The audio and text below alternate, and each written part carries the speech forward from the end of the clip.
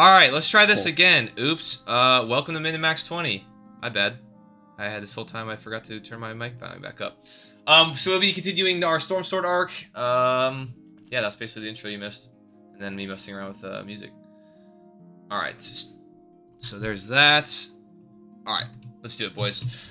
So, last time we began this arc in this grand city of Stormsword, which is the capital of the Stormwind Empire, which rests on the most western coast of the continent of Wolverine.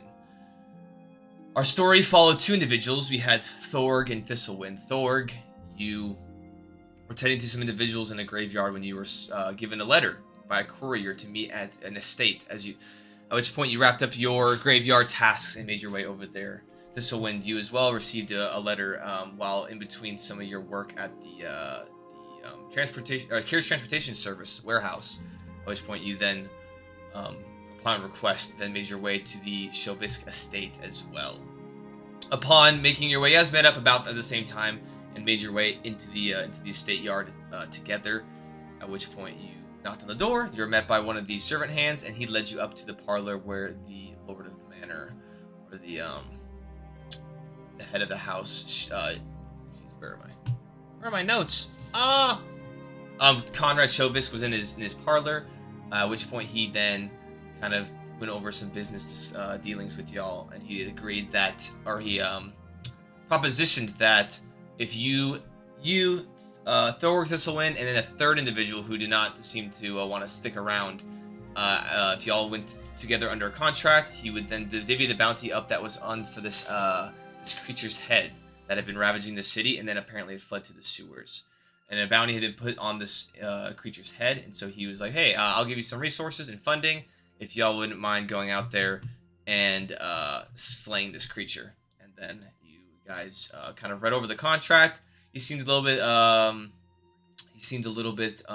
the heavy side of trying to make himself look good in regards to this proposition in this contract. But regardless, y'all said, hey, a little bit of coin ain't nothing, never hurt no one. So y'all signed the contract and decided to venture over to where the creature descended into the depths below.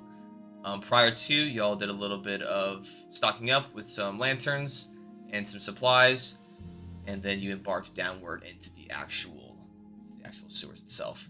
I want to say, Thor, you ended up falling down the ladder, I think it was, because obviously the structural integrity of it from this large creature descending, it kind of made it a little bit precarious. But you guys both descended, and then as you made your way into the sewers, you've met up with the third individual of this party, Galazar, which is a half-orc, and together y'all decided to venture forth into the sewers. Upon some navigation, after about an hour and a half or so, you guys eventually made your way to kind of a larger opening in the sewerway, and ended up encountering some large, bulbous kind of trash monsters that y'all had to end up making conflict with. At which point, when we ended the last stream, we ended with Thistlewind dealing the last strike as the creature decided to try to flee into the sewerway. At which point what do you have? What's your equipment? I forget what it was. What do you have? I have basically a huge club. Oh, it's a club. That's right. And as it was running down, as a maul. Yeah, as you was running down the waterway, you smashed it and you ended up extinguishing its life. So, that is where we last left off. It's kind of a long recap. But anyway, all right. So, as y'all take a second, as you kind of retract the large club out of the kind of the brain matter of this creature, as it then and it kind of slumps into the little like canal waterway of the sewers. You turn around. Galazar at this point is he's starting to kind of nurse some of the wounds that he suffered on his chest, and kind of lays his back against the sewer wall and kind of like slides down, breathing heavily. That was quite the fight. Yeah, we could use a rest after this. He's actually gonna make a perception check and see how wounded y'all are. You got a 4. Okay. So he's just kind of closing his eyes, and you could definitely recall that he definitely suffered the majority of the brunting of the attacks. He was getting his ass beat. Yeah, thankfully he's the barbarian because he was soaking a lot of the damage, but he's just resting.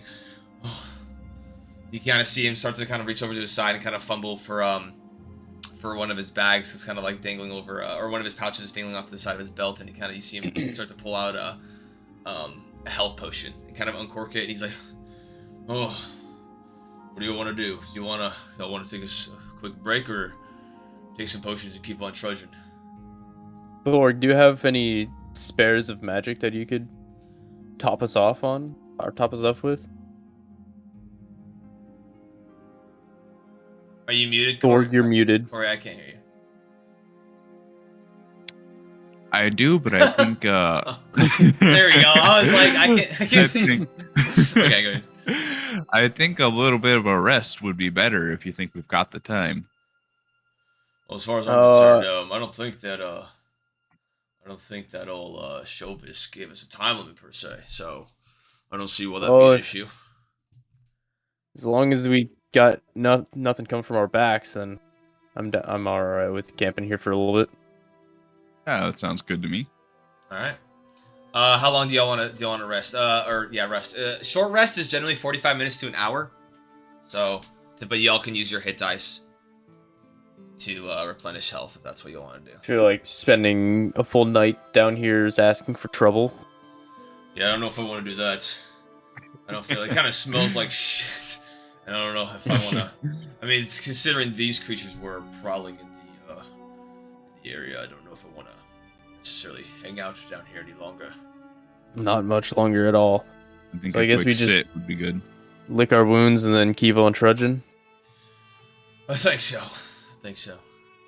First, before we do that, you gotta. You think there's anything worth scrapping from these large piles of debris? As he kind of like limps himself kind of over towards the large pile that was towards the back area of where you guys initially counted the first creature. Not sure if anything I want to touch is in there. So you do recall that a lot of those large portions of debris, they weren't necessarily like sewage disgust. It was a lot more of like broken pieces of stone, like wood, debris that came from probably things floating through the sewage itself. So not still nothing I would want to touch. Not necessarily, but he's gonna do it. he's doing it. He's gonna roll an investigation check. Yeah, another 4. So 6. Oh man, he sucks. Wow. All right. He goes up and you can see he's kind of holding some of the wounds. He's trying to brace himself a little bit as he kind of rummages through. But you can see he picks up a couple pieces of broken furniture, some broken silverware and stuff, and he doesn't rummage very far into it. But you can see he's like, ugh. Yeah, nothing I can see that I give a fuck about. So is he kind of then? Let's just sit and rest. Okay. So as you guys go ahead. If I get into my turtle shell, can I rest in that? Yeah, I'd say so. Cool. I'm gonna shell up. I just retract. Whoop. All right. So you guys all y'all kind of gather together.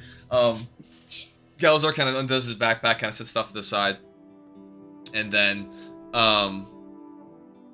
sits off to the side, and you guys all kind of settle down for an hour's rest. Is anyone? I'd say everyone can make a perception check while doing it, considering a short rest obviously doesn't require a lot of just looking around and making sure nothing approaches doesn't take a lot of energy. So, oh dude, Galazar's rolling great. He's got a 5.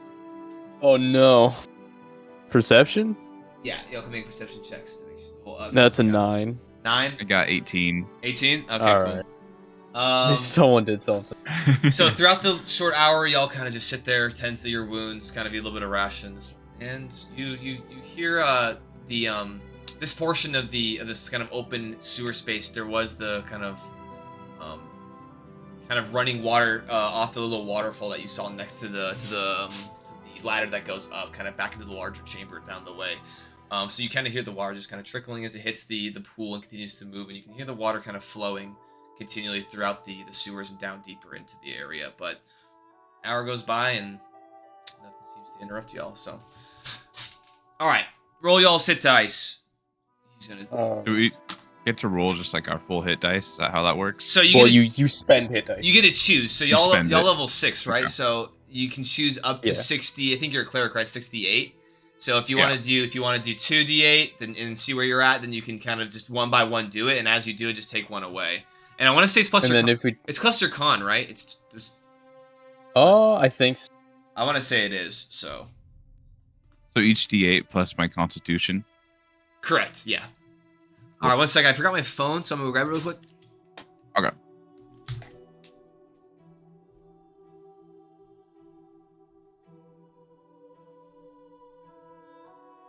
Don't tell the DM, but I didn't save how much health I had last session. I don't think you were down too much, but I was down a bit. I remember that. I put myself down to 10. I don't think I was down that low, but I'd say just have it. you know what? I like that idea. Okay. I'm gonna do that. All right, what's up? You Hi, might DM. not get the additional, but What were you saying? if however you want to run it, What were you trying to do? you might not get the bonus from Constitution. Or what are you trying to I do? forgot my health last session. It didn't save, so I just cut my health in half to 25. Do you want it lower than that? No, that's fine. That's totally fine. Okay, cool. It might be saved in the. No, it wasn't on the Tailspire. character. It wasn't on the characters. Oh, okay. That's let y'all transfer. Yeah, he rolled two 10s in a row. Damn, rolling good for something. So, else. yeah, exactly. Plus Oh, damn. 13. So he's up to 54 health. 6. He's Need a honestly he's just calculator. gonna use another hit dice. He's gonna use Oh my half his hit god, dice. it's so bad. 5 plus, yeah, there we go. Alright, so he's back up to full. I might not be. Using all of your hit dice? It looks like I might have to. Are you rolling terribly over there? Yeah, I got used an 8 and a 3d10 and I got 6. 8. Ooh.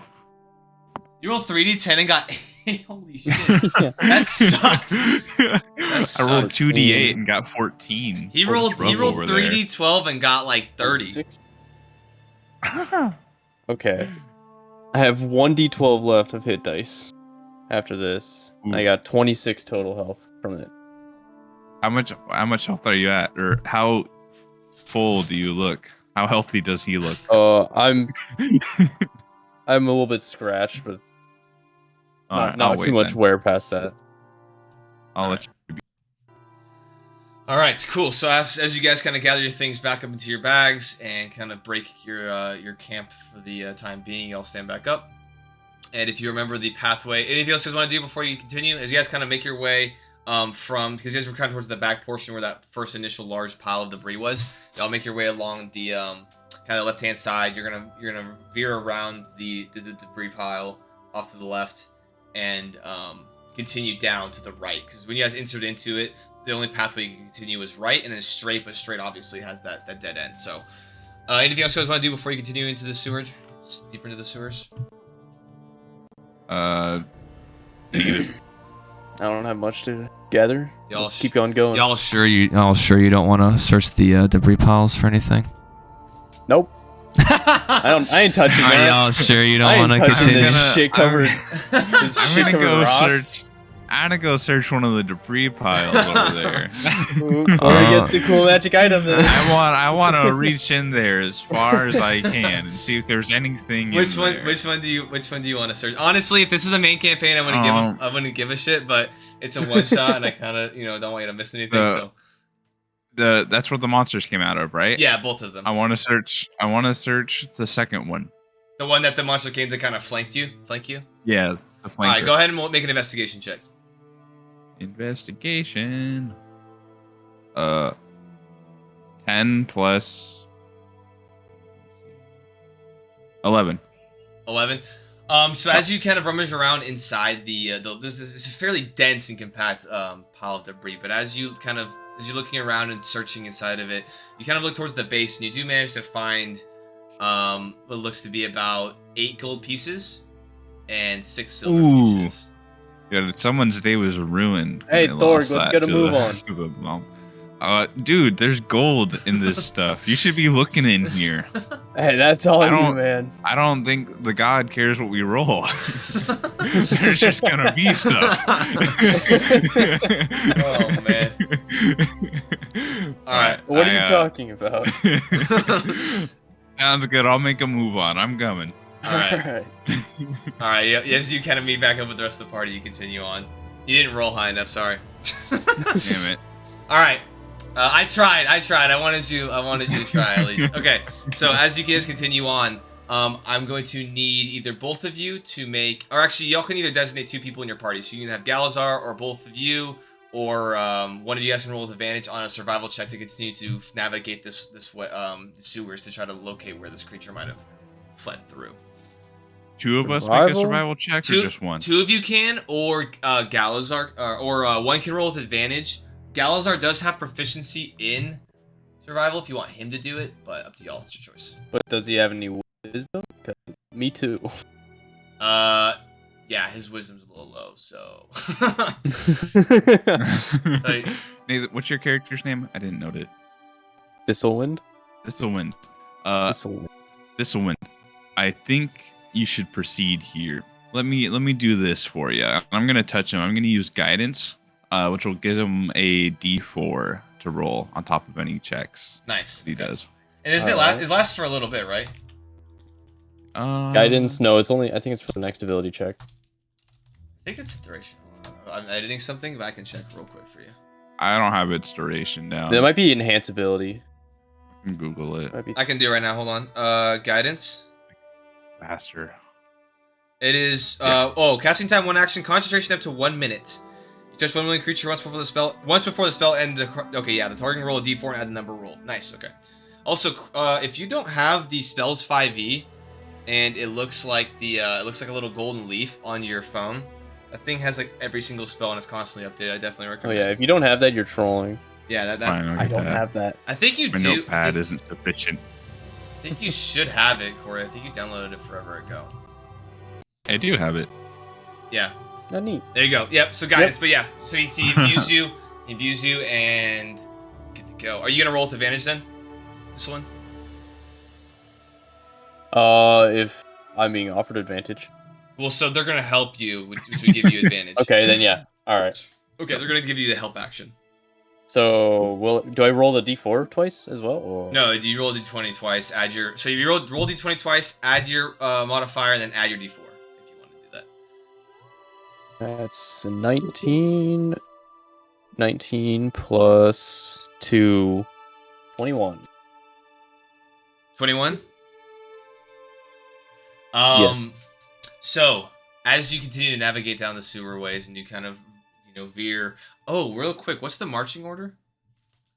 Y'all are going? Presumably me first. You first. I'm in the middle. You're in the middle. Okay, that's easy. That's easy enough. All right. So as you guys continue to navigate your way and deeper into the sewers, you do continually kind of find different portions where you can see where a large entity kind of traversed these sewers and kind of either bashed the sides of the walls or ran into something, or scratch marks on the bases is kind of clumped. And at some points you do see that there are scratch marks and large kind of cracks in the stone, not just on the floor of the space, but also on the walls and across. And it seems to be almost like crawling on the walls and down and just moving all over these sewer way. So does it seem as if like it doesn't fit, or like it's just going all over the place? It seems that it's just going all over the place.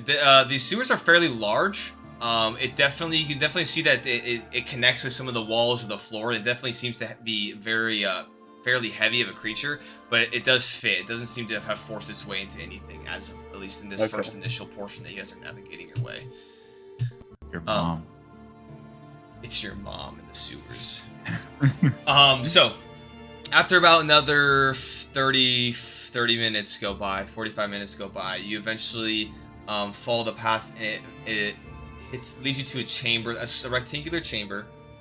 And so the entire time these sewer ways, you kind of saw on, you remember Tailspire, how there's like the middle canal, and then on the left and the right hand side there's passageways, and every 60 to 80 to 100 feet or so, there are little kind of like footbridges that kind of allow you to traverse from one side to the other.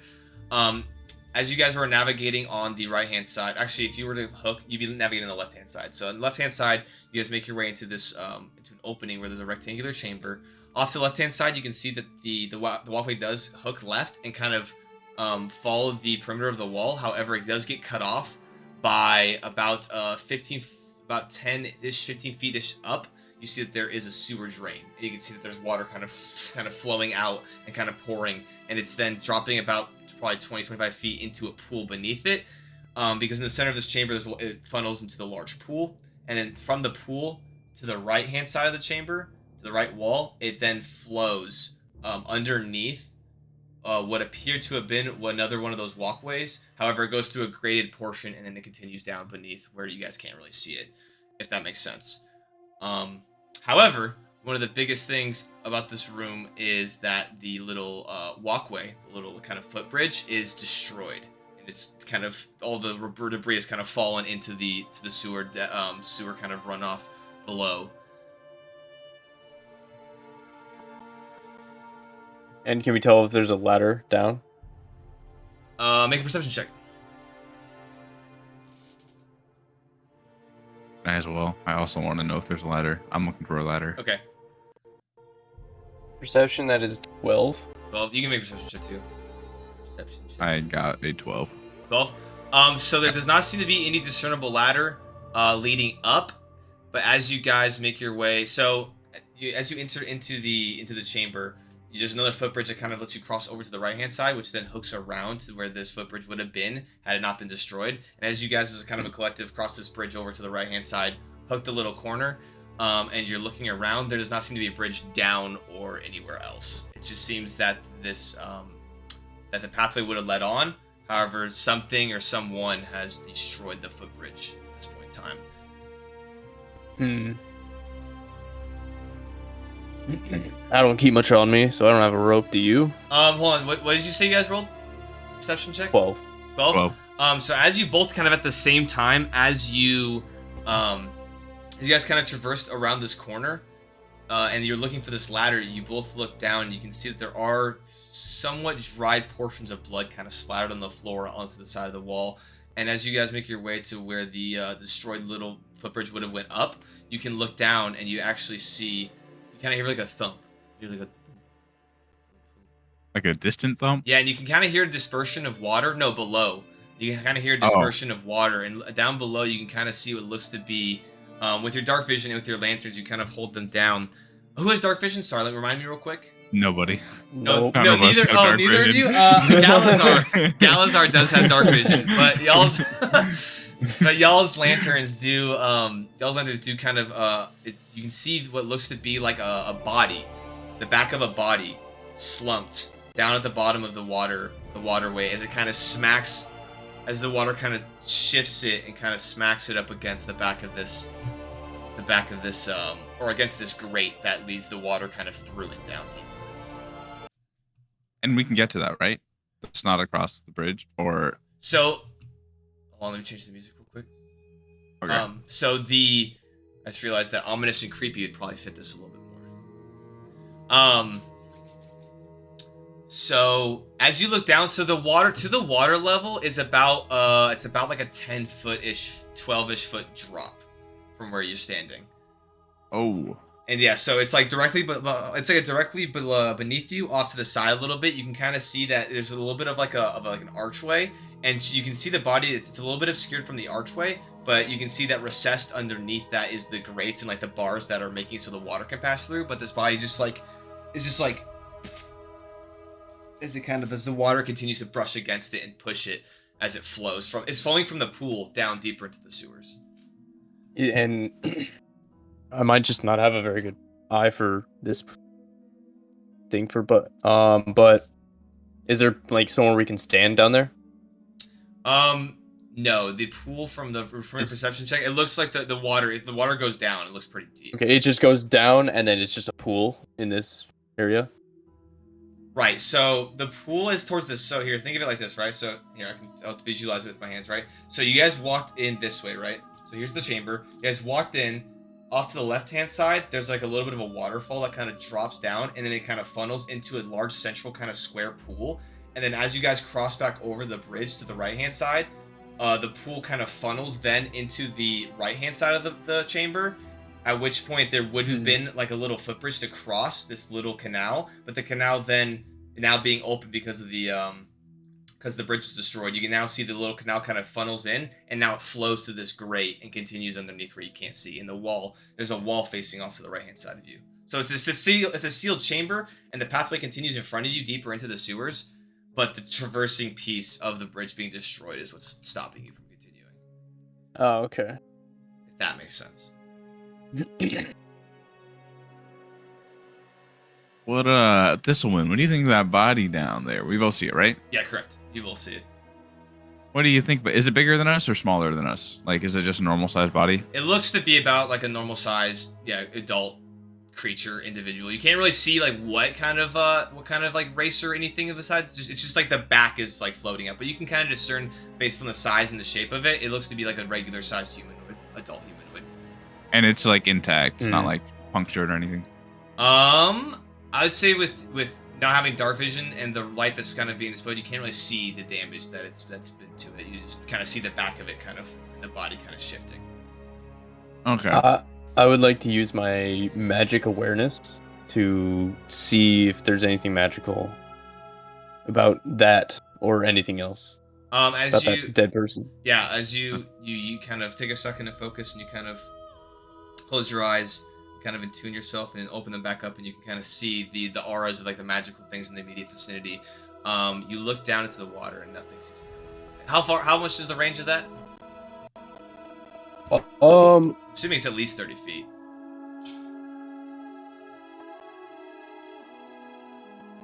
60. 60, oh, even better, yeah. So immediately, besides the things that you already knew that were magical, there's nothing being emitted off of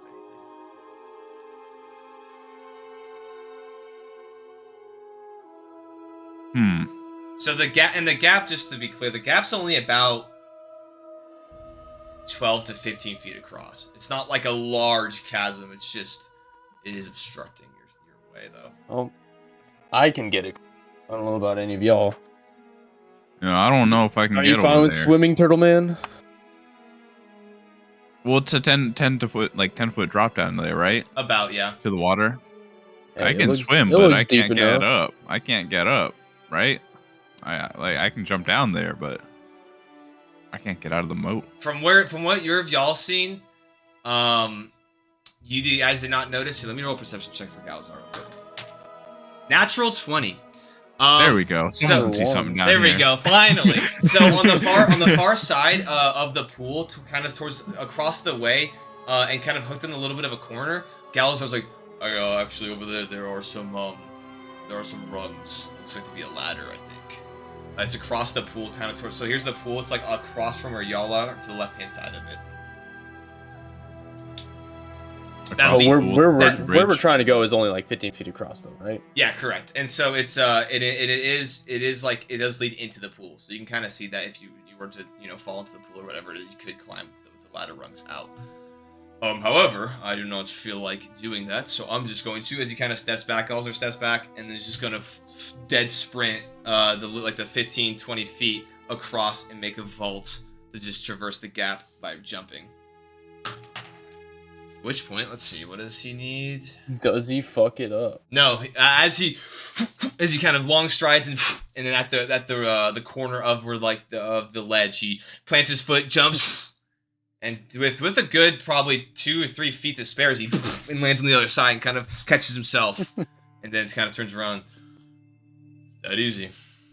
And then do you got a rope over there? like a shadowy figure appears in his peripheral. And then as he kind of turns and draws his sword. As he goes to look at it, it becomes me. Becomes you? Yeah, like I swap places with my Echo. Oh, okay. So as he turns, kind of like at the ready, as the Echo kind of forms, and then you just Thor, you kind of just are standing there next to Thistlewind, and then you just see kind of you see like a misty, kind of translucent figure of himself appear across the way, and then slowly the one across from you begins to fill in, and the one that was next to you now seems to just almost like becomes translucent as he switches places with it. I'm just gonna look at it and think like, wow, that guy's kind of weird. Now I'm alone.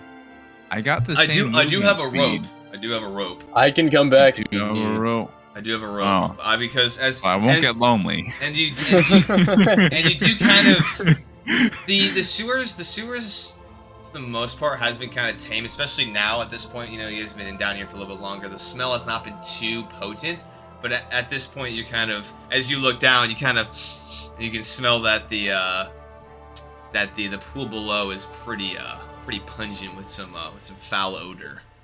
But it's about 10 feet Do down, I have right? anything? Correct. It's about Alright. 10 to 12 feet down. All right. If you guys throw me over the rope, I think we could make this work. Okay. I think. If you're able to catch me if I fail my jump, that's what I'm thinking.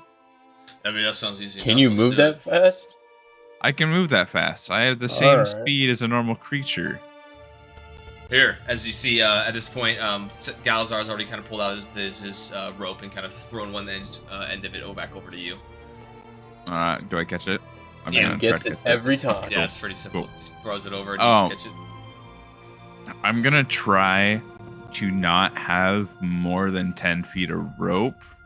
Like, I want to avoid falling if I fall and getting into the pool. Okay, so you want So I just wanna, just enough slack just to enough. Yeah, okay, Yeah. where you're not gonna Just enough. you're not gonna fall and then Yeah. just go into the drink anyway. Okay, so I don't want to get dunked. okay, all right, sounds good. So at the so Galazar kind of holds about the other 40-ish feet, or it'd be about 30-ish feet, considering there needs to be a little bit of slack in the middle, but it's pretty much as tight as it can be. And as you kind of step back to get ready to jump, he kind of reels it out. But then as he's like, as you run forward, I'll go ahead and reel it in. And then in the event that you do fall, we can grab you.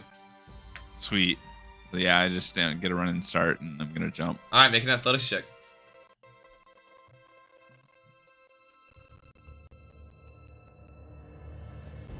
7 plus. Oh God. I got a 9. Yeah, 9. Okay, so as you step back, you hold onto the rope, and your large kind of awkward turtle run strides. You kind of like doom doom doom, and you kind of plant. And as you like go to leap, you can kind of feel one of the stones that was kind of loose from the already structural damage of the footbridge was. It kind of slips out, and as you push off, you only make it about 3/4 of the way. As you then fall. However, Galazar will make a strength saving throw to see if he can save you. Oh shit! Please let me pull him in with me. Hold on. I don't want to go down alone. Strength saving throw. It's gonna be. Oh god. Oh no. How much do you weigh? Do I have that written down somewhere? I don't know. I mean, I assume you're a turtle, so probably a lot. Yeah. Hold breath. Age. 500 pounds. Oh my god! Yeah, no. So as you fall and you kind of hit the front portion of your shell against the forward piece of wall, as you then bink bounce down and you hear Galazar like kind of brace, and you up there at this one you kind of see like him step back to brace, and then just off of his feet, as he then just falls and plummets face first downward into the water below, and you just hear two large splashes, one after each other, as y'all are then at this point both at the base, into the watery canal below. As you make contact, you first, Thorg. As you hit the water, you can feel it's heavily, what's the word? There are objects. There are objects in the water. It's not just clear water. You can feel that there are things floating in the water as well. And you're hefty, so you actually hit the water, and then you actually go and you can you hit the bottom. It's from your discernment, you can probably tell it's only probably about 10-ish. I close my mouth. Ooh. I want to make sure nothing gets in my mouth. So as you hit the bottom of the waterway, as you can kind of float up, yeah, you can feel things kind of brushing up against you as they traverse past you and continue to go down the grate behind. As you float to the surface. At this point, the current isn't too quick, but you do start to get pushed towards where the grate is and where that body was. At which point, a second after you, as Galazar comes to the surface. As you can see, he was not as fortunate to closing his mouth, as you can see him start to kind of excrete as he starts to kind of float, and he's just kind of starts to tread water as he grabs against the side of one of the great bars. As he kind of looks over to you sternly, he's like, "Might have been nice to know how much you fucking weigh." God. Always close your mouth. I'm gonna try to grab a grate too. I don't want to fly away. So the bars are actually not wide enough for you to slip past. He's mainly using it for support to stay above the water. Yeah. Okay. Sorry about that. You should have had bigger brains. I'm a turtle. Should have just not tried. You should have been stronger.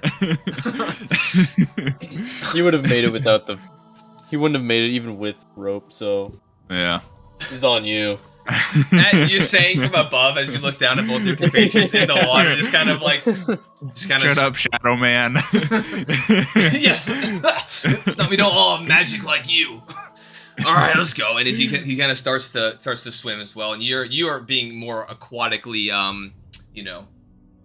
born. You just kind of quickly swim through the water very quickly. You pass Galazar and make your way to the ladder and up the way as you make it to the other side. Galazar shortly after you, as he makes his way up the ladder as well. Y'all both on the other side, and y'all are just drenched. I don't think you're wearing any clothes, right? So no, I'm naked. I'm a nude turtle. However, I will say, as you get out, from at the point of where your head and your shell, there's like a shell collar of where the skin kind of connects, and there is pieces of feces kind of all around the collar of your shell, as you have to kind of. Yeah, you might want to scoop that out. Yeah, I'm gonna clean myself off the best I can. Oh. Yeah. Dang, I don't have to create water. All right, make some water and clean myself off. Feels bad. But then Galazar's just soaked, and yeah, he too is kind of wiping and kind of brushing things off his shoulders, and just as he kind of gets the best that he can of the things that came along with him as he ascended the ladder. All right. Nice to see you, Shadow Man. I say we proceed. Are you sure you don't want to search for gold down there? No. Now that you mention it. Hey, I could get rich if I go dumpster diving. You were pretty close to the that body. You didn't lose. Can't win the lottery. I should have. Can't win the lottery if you don't play. I'll pass on this one. Next time though. All right. So as you guys go ahead and now navigate your way into the continuation of the sewer, go ahead and make another survival check, whichever y'all want to do. Whoever wants to help who, y'all can do it. I guess I'll keep making them. Yeah, one person. It can be two or one person with advantage, but because other people are helping them, depends what you want to do. This will win. I think you got this, and then I touch him. Guidance. All right, then I guess Galvik. I don't. Galazar. Galazar, yeah, that one. He'll help me. Okay, that's a 5. That's a 9 plus 3 plus 1. 13? 13? Okay. So after this kind of little plunge into the water, you guys kind of as you guys continue to navigate into the sewerway, it's the tracks are still fairly easy to discern in chasing this creature. You actually, as you start to go 20-30 feet down the initial pathway that led after this chamber, you see that there are what looks to be splintered and kind of destroyed boxes and pieces of debris kind of on the pathway. Yeah, it's kind of along. It's so where you guys came back up, you would be, and then okay. So which side? So you'd be on the right hand side. So as you guys continue to traverse into the sewerway, do y'all want to navigate on the left hand side of the canal or the right hand side? Because as you guys made your way into the next portion, it kind of was kind of like a full floor. But then as you continued to walk, it kind of resplit open by another passageway of canal. So y'all want to be on the left side or the right side? I think the right side's the way to go. Okay. All right, yeah. Let's stick on the right. Okay, so yeah, as you guys do pass over these boxes that are smashed and kind of destroyed. Make perception checks, both of you. Are there any fresh apples in there? Maybe some cooked fish. Apples. Ooh, perception. 23. 23. Perception, right? Yeah, perception, correct. 22. Nice. So the both of you, as you guys look over these crates, these damaged like barrels and containers, you see that there seems to be there's not a lot of contents in these crates. So whatever was inside, you're assuming they're either empty or that whatever was inside seems to have been taken and picked up. But you do occasionally see what looks to be like a shattered piece of very nice ornamental kind of decor. You also see kind of some nice kind of silk materials, very kind of nicely crafted, just goods. All destroyed, but you can tell that at one point in their intact form, they're nice and kind of upper class, higher variety. So. And can we assume these didn't go through the sewage? Like these were put here, or So there's a little bit of debris that you see that kind of made its way into the actual canalway, but no, it was all on the pathway itself. And thinking back, y'all didn't really see a heavy amount of containers or anything like this previously going down the sewage way. So this is kind of the first time you're seeing it. Might be getting into the underbelly's territory. yeah, or the king's toilets up here. One of the two. Yeah, he's shitting silk. Galazar kind of chimes in. He's like, I do know that there are organizations that do use the sewers to navigate.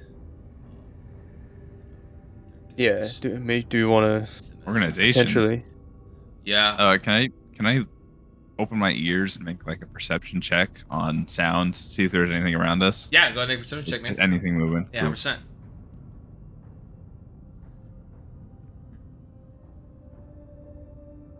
11. 11? Yeah, I'm specifically trying to listen. Okay, so as you kind of close your eyes, you listen. Oh, by the way, your lanterns, yours and Galazar's, are extinguished. So, after falling into the water. So, actually, no, sorry. No, yeah, and Galazar as well. Actually, Galazar set his down, so his actually is still good. Yours is extinguished, though. If you want to, you can kind of take the time to reignite it. But as you go ahead and you sit and you think, or you stand there and you kind of close your eyes and listen, you hear, obviously, the water, the flowing of water. Kind of hear some distant echoings of just like not really sure. It's just ominous. It's like there's noise, but there's not noise. There's things, there's things like making noise. You hear like some creaking and stuff, but you're not entirely sure what it is. You can't discern exactly what it would be, but you can't hear of anything that would necessarily, constitute as anything that you can you deem a threat or of presence. I'll do nothing with that information. Okay. I'm guessing if we're entering potentially someone's territory, we don't want to be noticed. We don't want to be what? We don't want to be noticed, so I guess we should probably be more stealthy on our I approach. concur. Right? I'll be a little quieter in my moves. All right.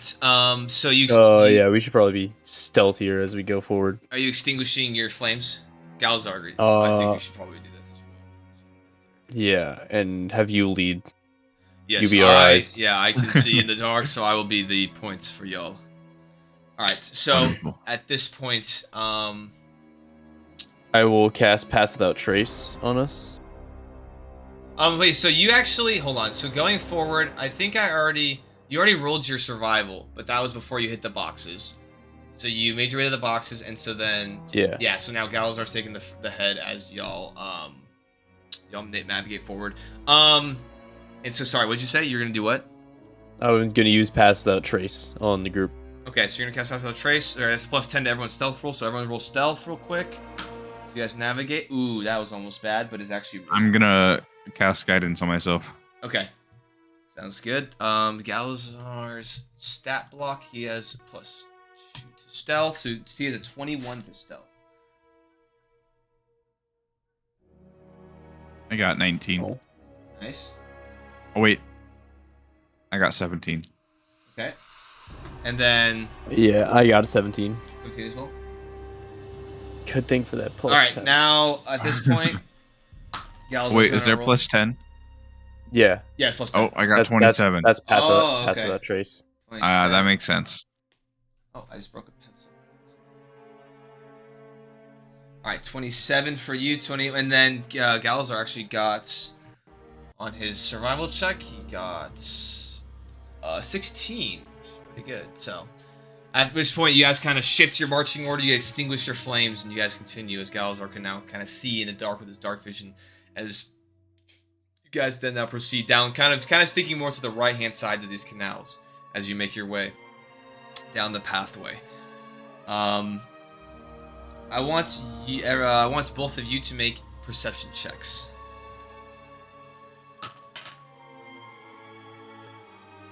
Right here. 19. Perception 20. 2019? 20 total. Okay, so as you guys continue to navigate your way into the sewers, Galazar having this tracking operation, which he seems to be able to kind of pick up on the clues and whatnot. So you guys are going the right way. However, you guys are now following kind of a longer straight away, and Galazar kind of informs back to the group. Looks like up ahead there's another four-way intersection. And as you guys kind of make your way and start to creep to where the actual to where your all's walkway actually enters into this four-way, both of you kind of at the same time kind of hear what looks to be here like a thump thump. You kind of hear a little bit of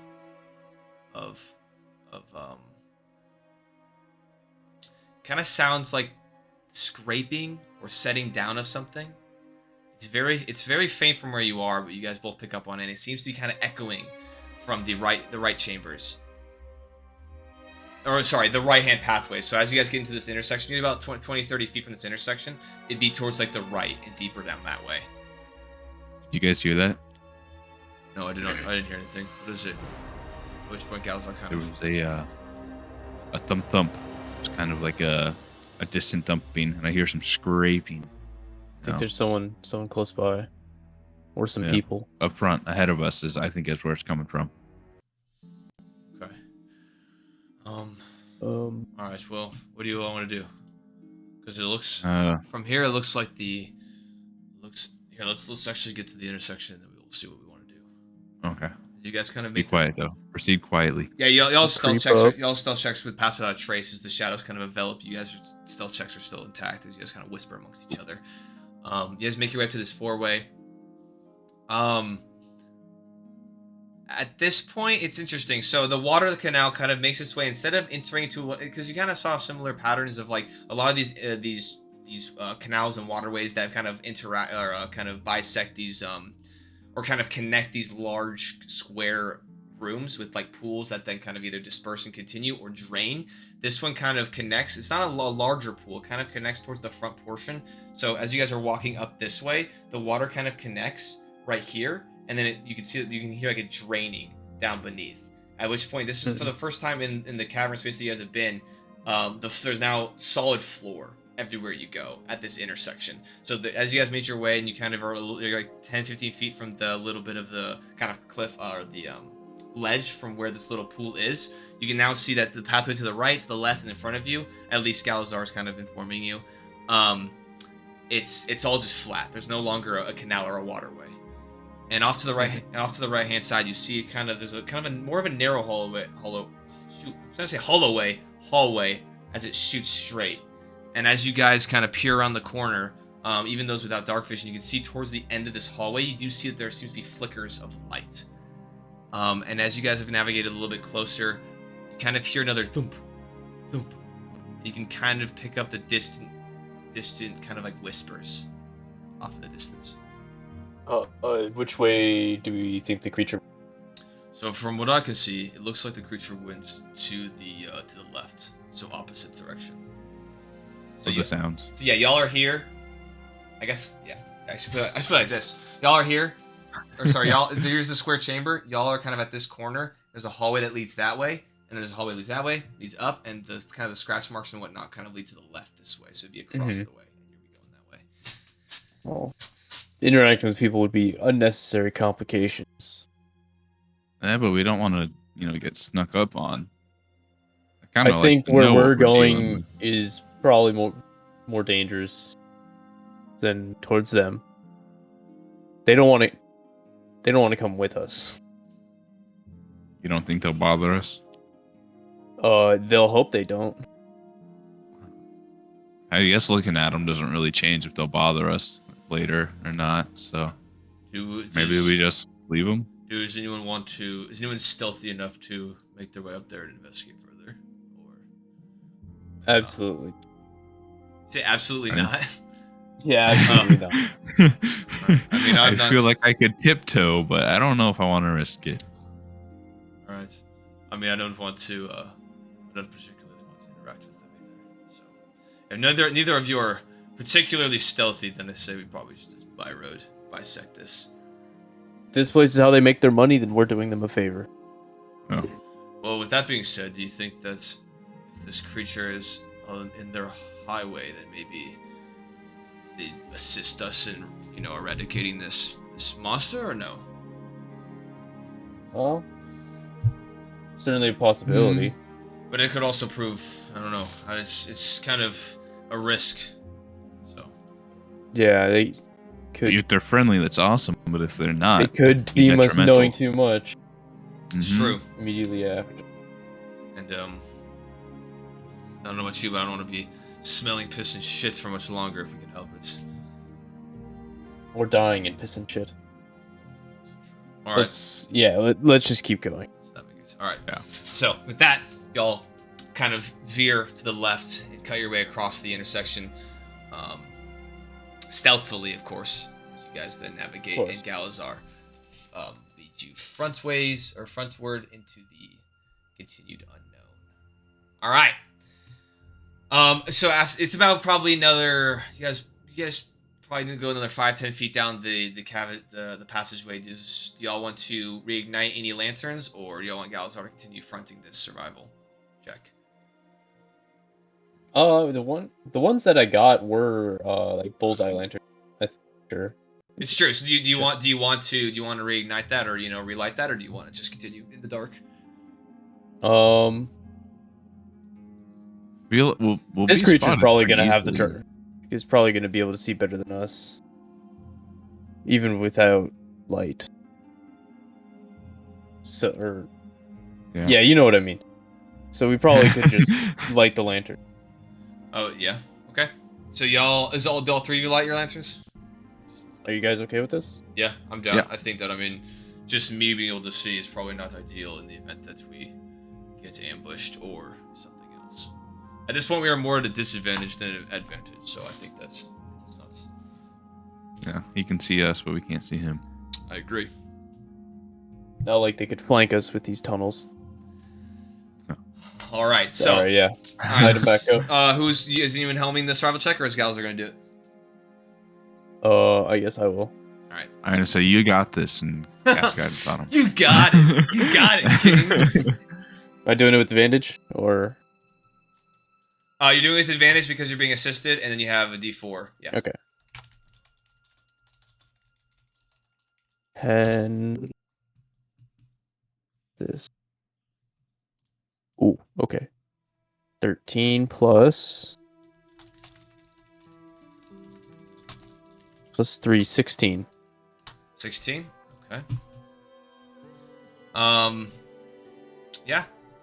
Y'all very fortunately navigated the sewers thus far fairly easily, and being able to kind of discern where these tracks and the movement of this creature has gone. So you guys go another probably hour or so in before you eventually, with the lanterns kind of just kind of showing the pathway forward, you eventually find yourself like coming to and kind of a little bit after the way that you guys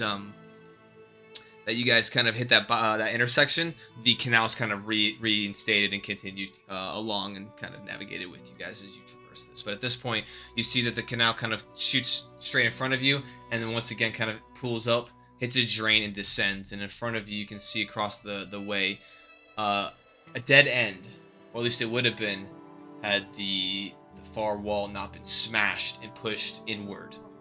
And at which point you can kind of see you're across the room. You're still about like 150 feet or so away. With the lanterns with dark vision with Galazar, you guys can kind of tell you that you guys are approaching a transitional point. At which point we can actually go over to Tailspire. Oh, baby. Oh boy.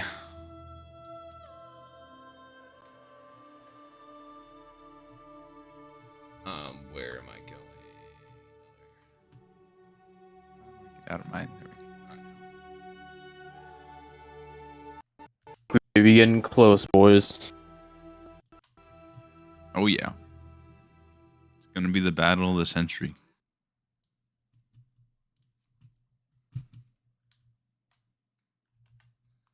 All right, let me see if I can't navigate my 50 things on my screen right now.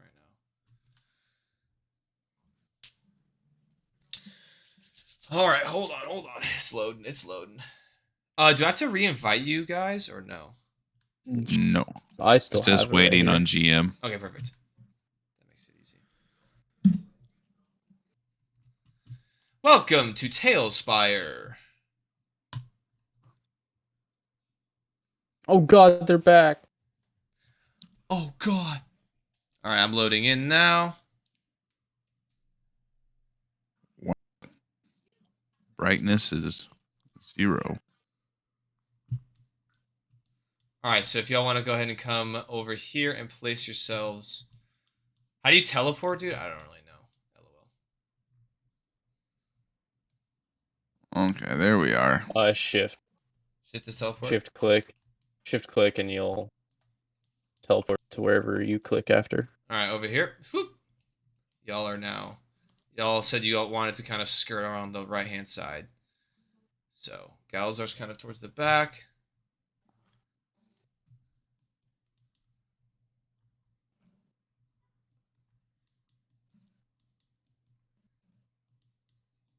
But yeah, about maybe or 100 feet or so. Oh god, here comes the tomfoolery with the minis. I was just moving them. All right. So, Tailspire, where are you? Oh, God. Okay, so at this point, what do you else want to do? Kind of see the entrance, the opening over there. How y'all wanted to go forward? Going forward. All right, go ahead and start moving your Yeah. guys. Move forward. So I'm adjusting his health. All right, go 30 feet Tell at a me when time. to Go 30 stop. feet at a time. Like a turn kind of. All right, so make your way. All right, go ahead and continue. Another 30 feet. You're in the water. Oh. You just died. Oh. Or he fell in the water again. All right, so as you guys go ahead and make. Actually. Let's see,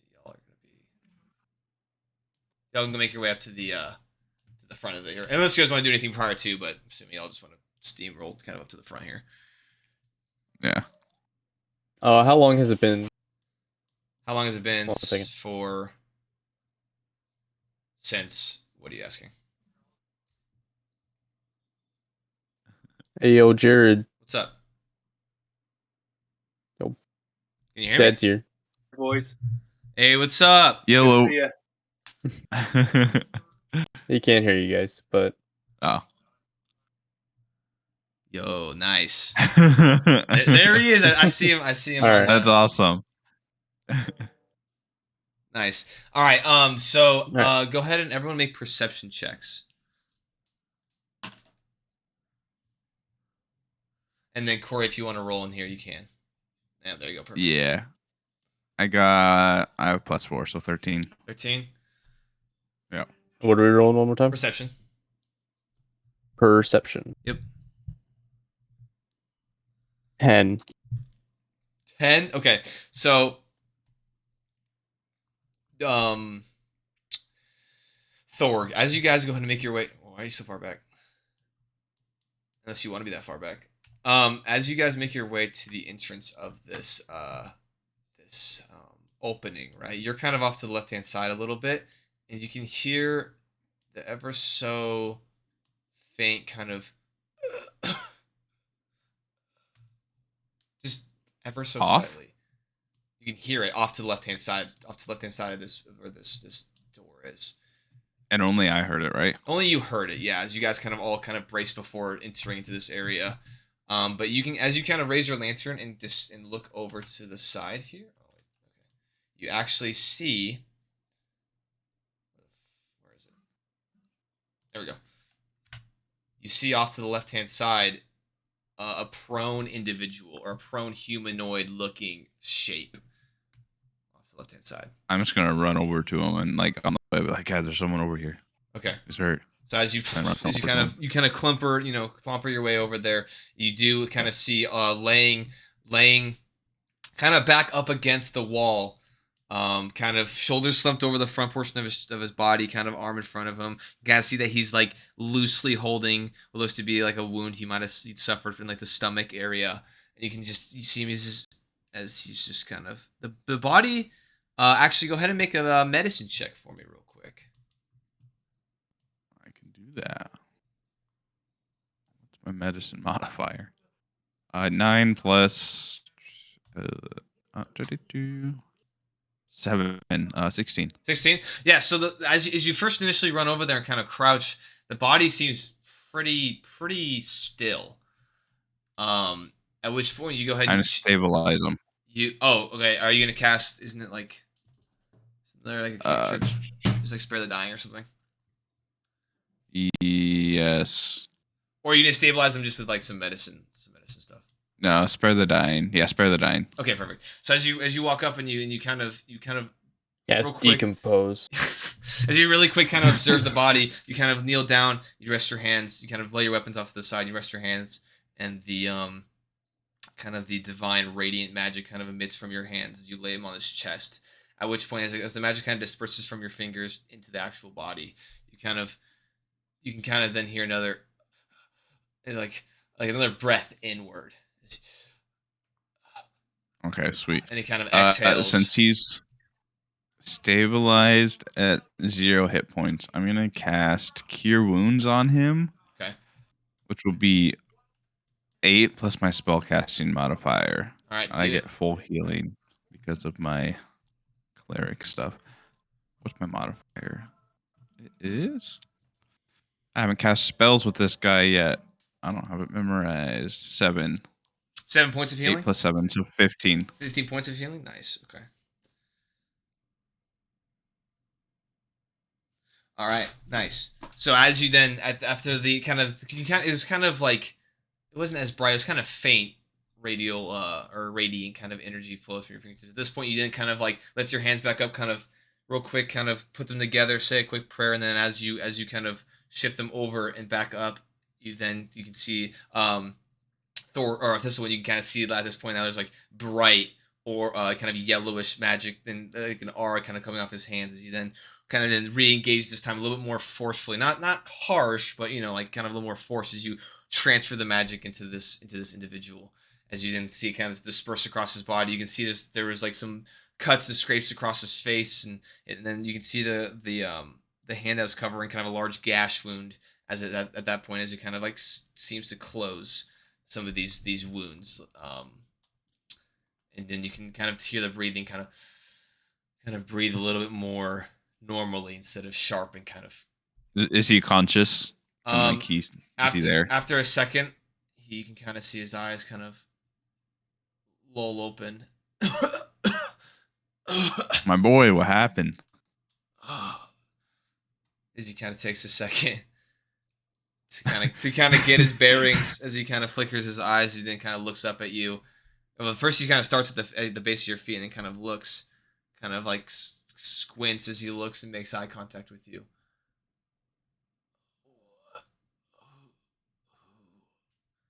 Hello?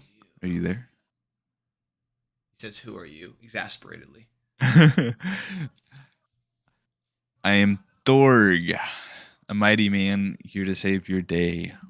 What is going on with you, my boy? He kind of coughs, and at this point, as he coughs, you can see a little bit of blood still kind of spittle up and kind of hit the sewer kind of floor below. At which point, you kind of see that he appears to be a human man. He looks to be about in his probably 30s to 40s. He is dressed. Well, he was once dressed in a nice kind of like servant outfit, However, due to the damage that he sustained on his body, you can see that's torn up and kind of tattered. You see that he has a bald head, and then you can over his kind of blood stained like face, you can see there's like he can have like a bushier mustache that kind of comes out and it kind of creeps past the edges of his mouth. He kind of he kind of goes to like brace his arm out a little bit and kind of goes to sit up. At which point now at this point Galazar's just kind of chill on this rubble. Right there. Let me pull this back up. Okay. So as he kind of sits up, he kind of rubs his head. Oh, who are you? Who are you people? We're nothing but a mighty group of adventurers. Who are you? Name's Eli. Oh Nice to meet you, Eli. God. What's wrong with you? Besides the obvious. Well, I sustained some pretty nasty wounds from this creature. He kind of eyes widen a little bit, kind of seeing how close of proximity he is to the opening of the wall, and he kind of moves. Like scurries away. Yeah, he kind of shifts himself over a little bit. There we go. Right off to the corner. He's, there's a terrible creature in there that I was fed to, or I guess attempted to be fed to. Are you alone? He kind of looks down, kind of at his hands, and kind of rubs them a little bit. And I wasn't when I was forced down here. I'm one of Conrad Chauvisk's servants.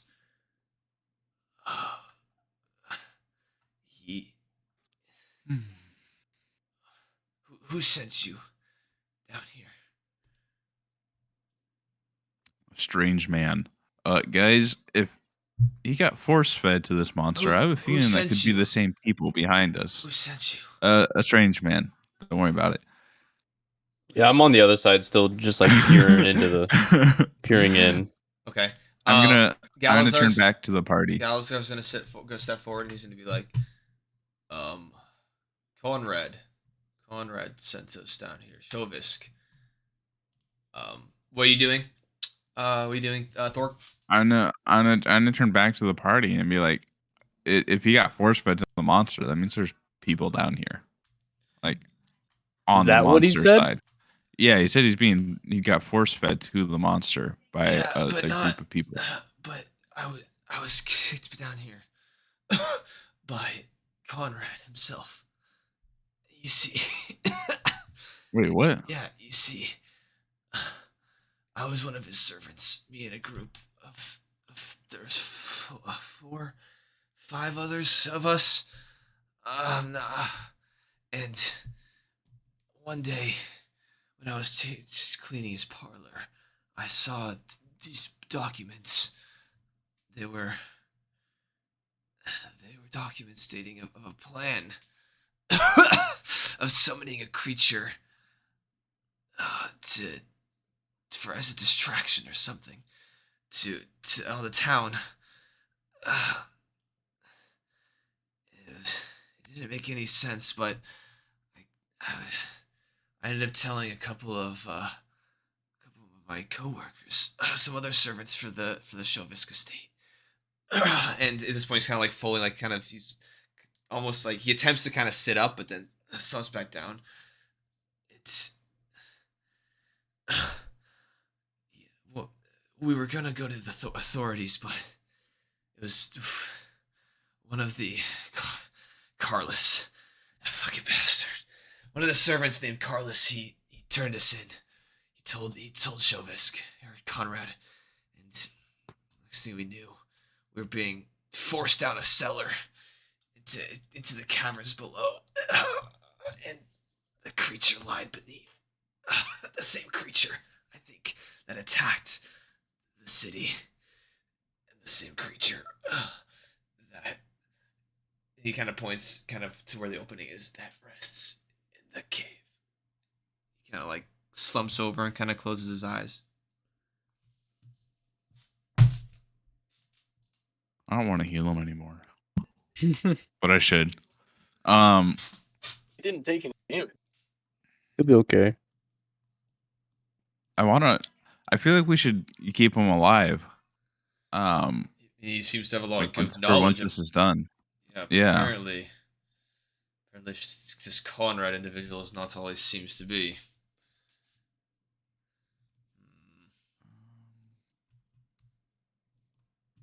Well, I'm here to kill something. Let's go kill something. Yeah.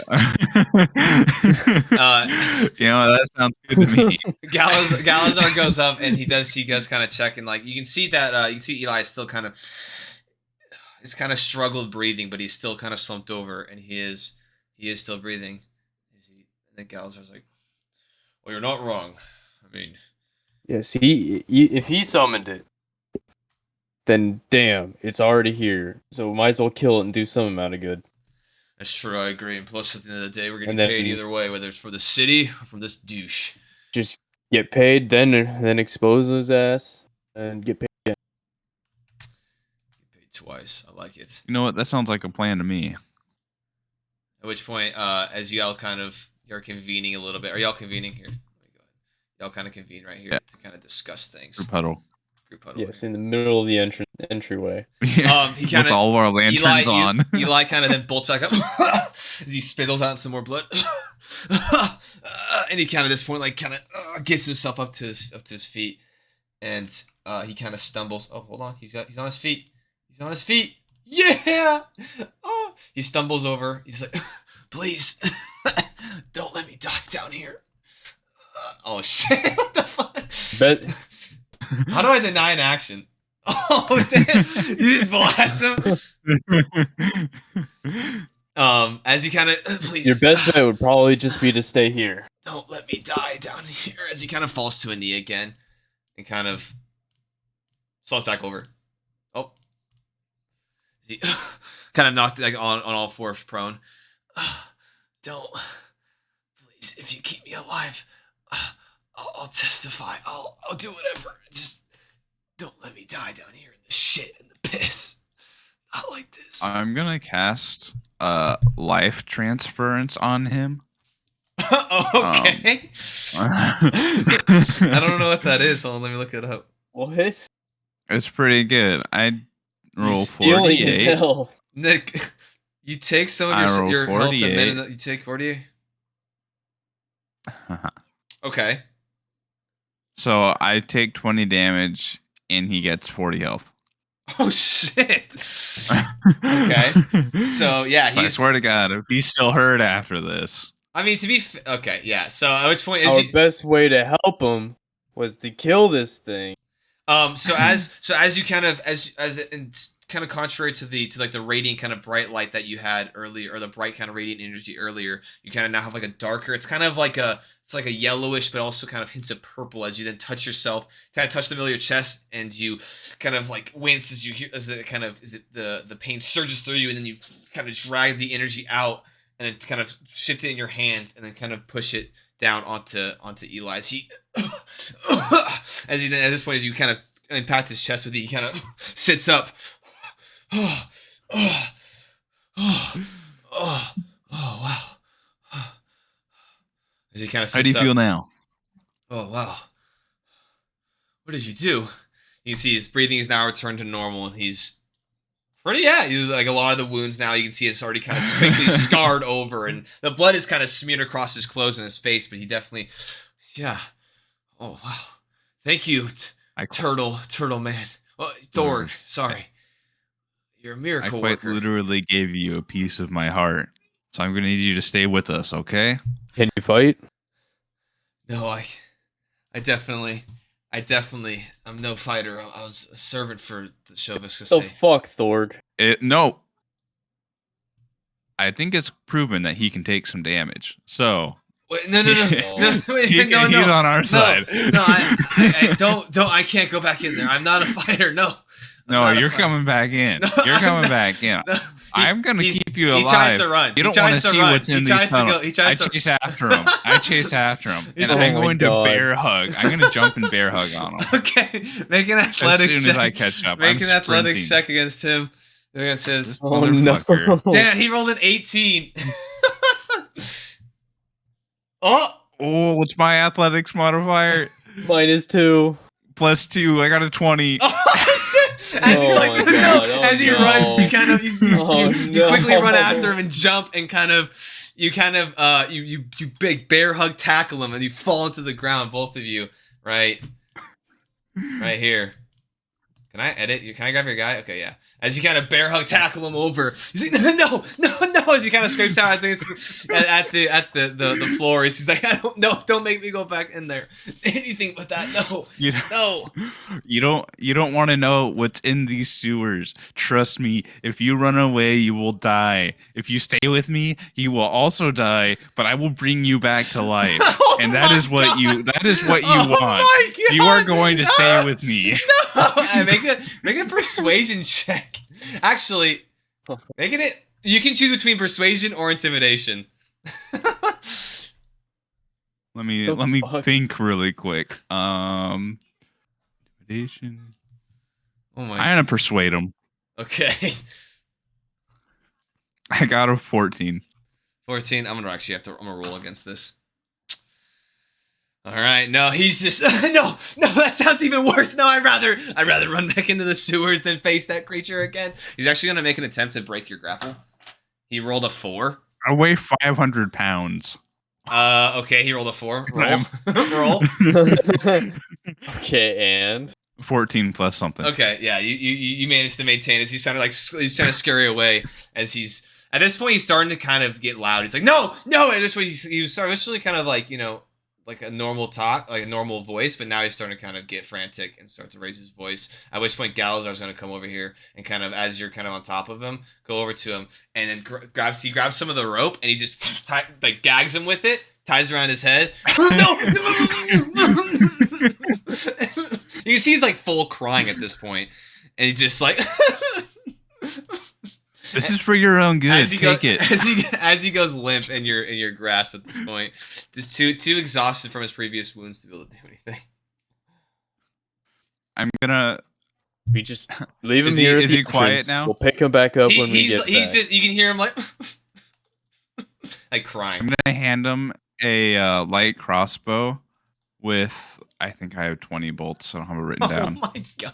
I don't know if I shot. I'm gonna hand him a crossbow and 20 bolts.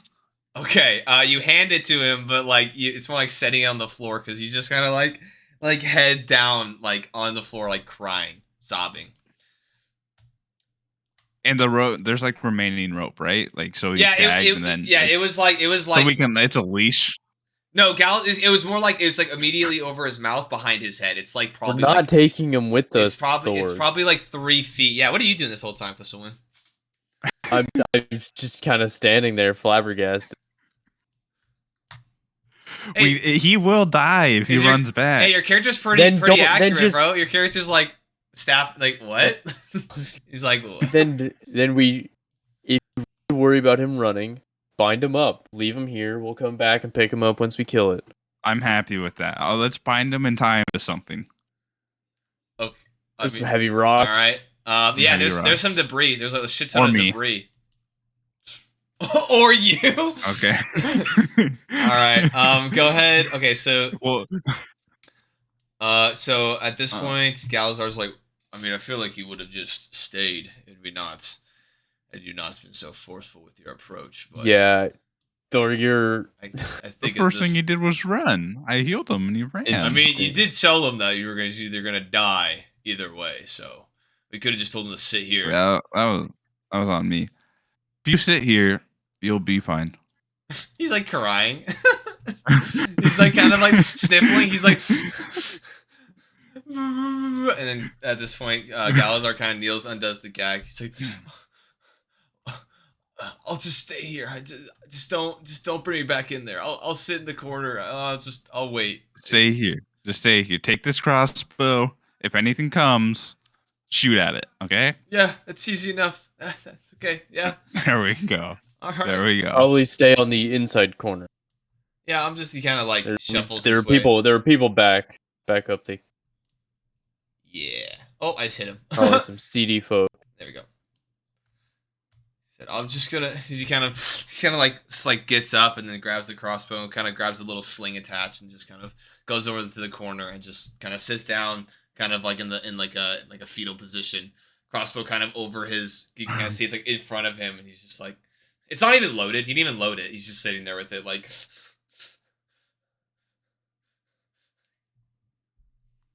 As long as he has it, I'm happy.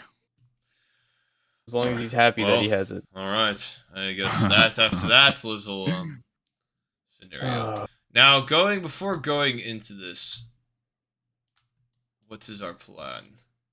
Do we have a plan? Well, we don't even know exactly what creature it is, so can't really make a plan. Yeah, it sounds. I mean, from what it did to that guy, I don't think it's gonna be easy. No, what I'm honestly, saying? if he survived, I don't think it's gonna be hard. To be fair, there was a Well, there were group. 5 of them. Yeah, I was gonna say, there was a group of them. Now they're not Yeah. anymore. Oh, I guess I was a bit far away. I couldn't quite. Oh, sorry. Was I? Oh, you're. Oh, yeah. Okay. No, it's on the other side. No, yeah, I got you. I say. Well, to be fair, we also my Conrad did give us these rings of lightning resistance, so if that's any tell of what it is. Maybe they'll be put to good use. If it makes a difference, then hell yeah, I'm keeping this shit.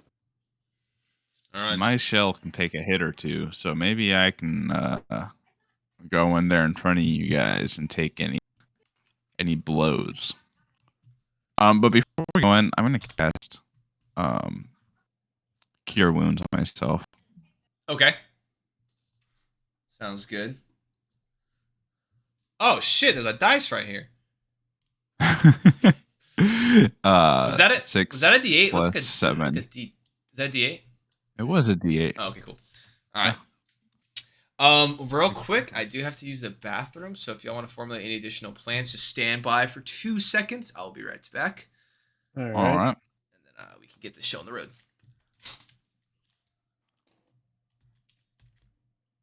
It's 38. This might be a little scary. As you watch me struggle to put my headset down. There we go. I think it's gonna be more scared of us than we're scared of it. I think it's kind of weird that the guy made a monster, destroyed the village, and is having us kill the monster. Classic: make a cool monster, have it destroy some stuff, and then boom, you kill it. You're cool because it destroyed a bunch of stuff. Ah, I It's see. Classic Make insurance problems scam. and fix the problem. Classic insurance scam. Yeah, maybe he had a few businesses with business insurance on this block that it destroyed. They had demon insurance, Yeah. lightning demon insurance. Yeah, lightning demon insurance.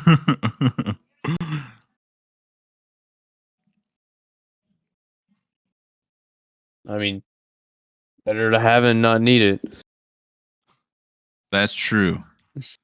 Next time I get a house, I'll make sure to get lightning demon insurance just in case. Ask the insurer if they have earth demon insurance too. I hear those are on the rise. Yeah.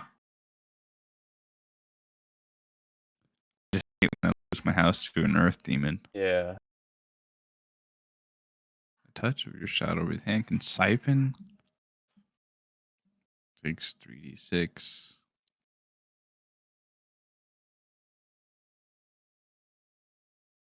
How many times do I get Channel Divinity? Twice.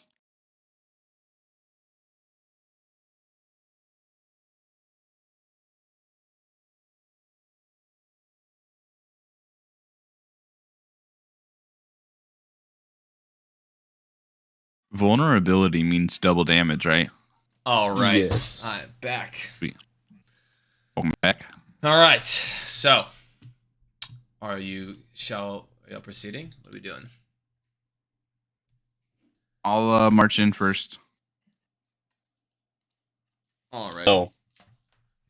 No. You just demolished yourself by giving it to that dude. You're not going first. But I also cured myself a little bit. Don't You're forget, still- y'all do have healing potions and stuff. Not just to reiterate.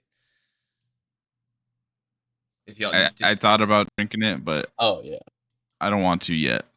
all right. So Not yet. at this But maybe. point, as you guys now begin to traverse the broken rubble that once was this wall. Oh my gosh! As you guys step over as the stone, as it kind of shifts underneath your feet as you guys begin to approach this cavern. It's interesting because the temperature, you didn't really realize it. The temperature was decent, was warmer in the sewers. It was fairly warm, at least warmer than the outside air. But as soon as you kind of make your way into this cavern way, it starts to cool a little bit as you make your way through and begin to step down. Hold on 1 second. I can do things. I think. There we go. So, as you guys begin to make your way down and step, traversing down the rubble, this kind of rubbled entranceway. That looks so cool, dude. Tailspire is so dope. The lights and everything, you know, making your way down there. So cool. Oh, it's so dope. I love it. All right. Oh man. As you guys continue to make your way. Are y'all rolling stealth or are y'all just going for it? Has it been Are an we hour? still stealthy? I mean, to stealth. How long has it been? It's been since you've cast Pass Without a Trace. It's been longer than an hour. All right. But And yeah, I mean, I doubt there's much further to go, so I guess we'll just sneak up as best we can. lights on or off, because with the light on, you can't really sneak. I'll tell you that right now. I don't know about that. Should we turn our lights off? I'd imagine if a monster's down here, it can see us. I think we can just hood them, if I can find the Hood them? mechanism. Yeah, because y'all have the hooded that would ones, work right? for So me. I mean, to be fair though, like you Yeah. hood it, but it still would emit a glow, and amidst a pitch black cavern, it'd be hard for you to stealth. But I guess Pass Without a Trace is magic, so yeah, I would say make Oh, this. I can't do past that trace. Oh, you're not gonna cast Pass Without a Trace? Okay. I can't. Oh, But we could still like sneak though with it, like a little bit, or can we still not sneak if it's on technically? I would just say because it's so dark, it's like it'd be kind of like impossible to sneak if you have any sort of light emitting from you in a pitch black cavern. Alright. Unless I guess we could just leave them here. I guess you could roll. I'd say you could roll at disadvantage. I would take that. I'd say roll at disadvantage, and then I'd say so. Galazar's going to turn off his light because he doesn't need it. But I'd say roll at disadvantage, and then just keep in mind that obviously you're in a pitch black cave. I mean, I'll at least let you, but it'll affect the situation. But I will say that you'll use your hood lanterns and close it for the most part, so you can kind of see a little bit, but not anything crazy. Roll the 1. Natural. You rolled a 1. Why did it do all of those? Natural 1. I just did it all in once. I didn't add them up. I just did the. Oh, I was casting guidance on myself, by the way. Oh, but you roll a natural 1 that isn't. Oh, I see. Okay. Whatever. Yeah. Okay, yeah. The light. You think you're like starting to walk down. You're like, yeah, that's a good idea. But you forgot to kind of fully close your lantern, so like it's Yeah, it's emitting still the same completely amount of open light. in his pocket. Yeah, it's still fully dangling off your back's belt portion, or yeah, your belt portion. I got a 10. You got a 10. All right, y'all stealthing. Yep. It's right on me. Yep, y'all doing it. Let's Yeah. get it. Galazar is actually going to go and kind of break off from you. And he's actually going to go ahead and stealth with the whole fucking 12. So. Alright. I'm gonna have my Echo Okay. be 30 feet behind us. Okay.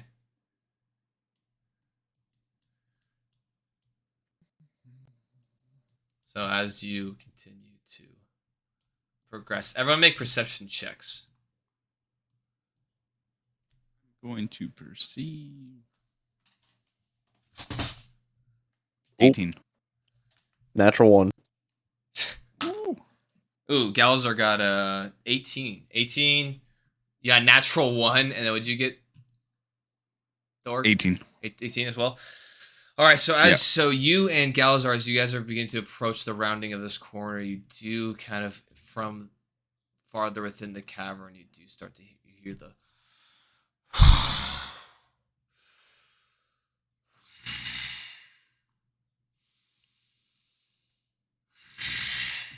deep guttural. Is this supposed to be breathing. like low pitched growling and It's breathing? just a breathing. It's a deep guttural kind of breathing.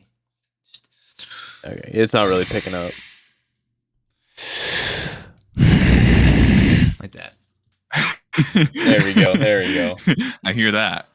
The guttural breathing. So it's keeping. You could assume. As you round the corner, you do see a skeleton fully laying on the floor. Like so. Does it around, look alive? Make a medicine check. I think my medicine is +7, but I have a feeling I know the answer already. 20. It's dead. Not natural. Dang it. Okay. Yeah, it's dead. Very much dead. Oh shoot! Did I write down his stealth check? Okay. Galazar. What was Galazar's stealth check? Let me reroll it. Oh, that was much worse. I don't think. What do y'all remember? What? Actually, hold on. No, it's not annotated. Damn it. Okay. Whatever. Anyway. All right. As y'all can continue to progress around this cavern. What the fuck are you doing? I can fly. Anyway, All right. Let's go ahead and I'd like to hide behind this boulder. as you make your way to the entrance of this opening at the end of this passageway, you can see a pillar. You can see a couple pillars, even kind of amongst or directly in front of you. You can see a pillar that kind of runs from the base of the cavern floor up to the ceiling, and you kind of see there's a variation of terrain when it comes to some of the terrains kind of are raising up a little bit more. You see some rocks kind of in front of you. Galazar does kind of make his way over here to you, Thistlewind. I don't know if you've seen these, but there seems to be bones scattered across in front of us. So Yeah, I can't see it. just pitch black. You literally can't see anything. You're just like, yeah, I can't see actually anything.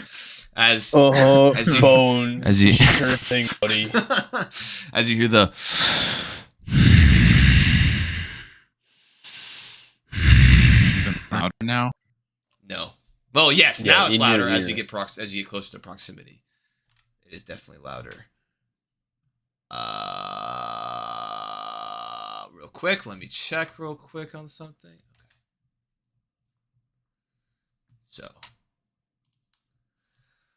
you and Galazar kind of posted up right here together. Actually, Galazar crouches, and Thorg, what are you doing? I don't know, just keep slowly progressing. Galazar kind of like grabs your arm as you slowly continue to progress. Galazar kind of grabs your arm, Thistle, and he's like, I don't know if we should. This seems kind of foolish. I don't know. I can barely see in this cave as it is, and with y'all being as blind as you are, and you can hear obviously the creature in front of us.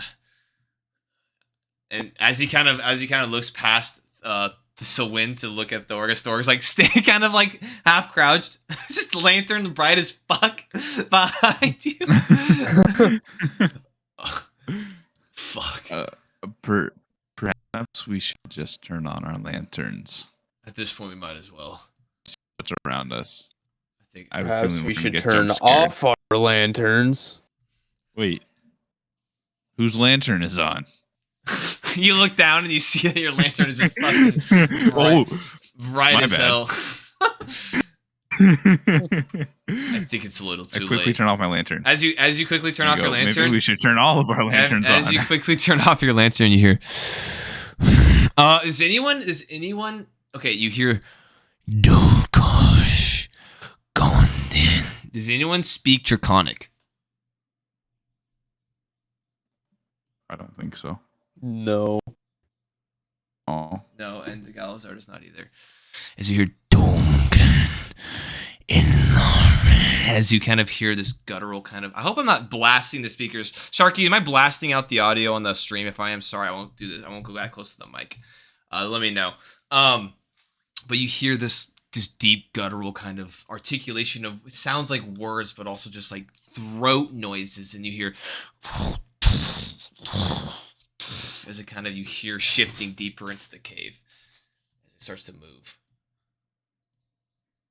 Away from us? You don't know. You can kind of just hear it shifting around. It doesn't seem to get necessarily closer, but you can hear it kind you said of deeper.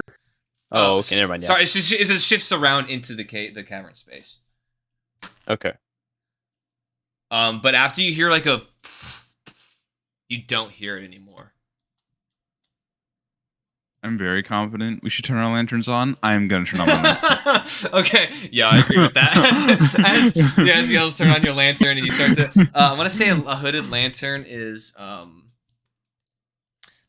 bright is it? How bright is it in this space? 15 and 15, but I don't know. Let's see. Travel, no, not lights. Lantern hooded is a 30-foot bright light and 30 feet dim light. Oh, cool. All right, so. Oh. Nice. So 30 feet is where? So 30 feet. Oh shit, I'm doing this wrong. That's not it.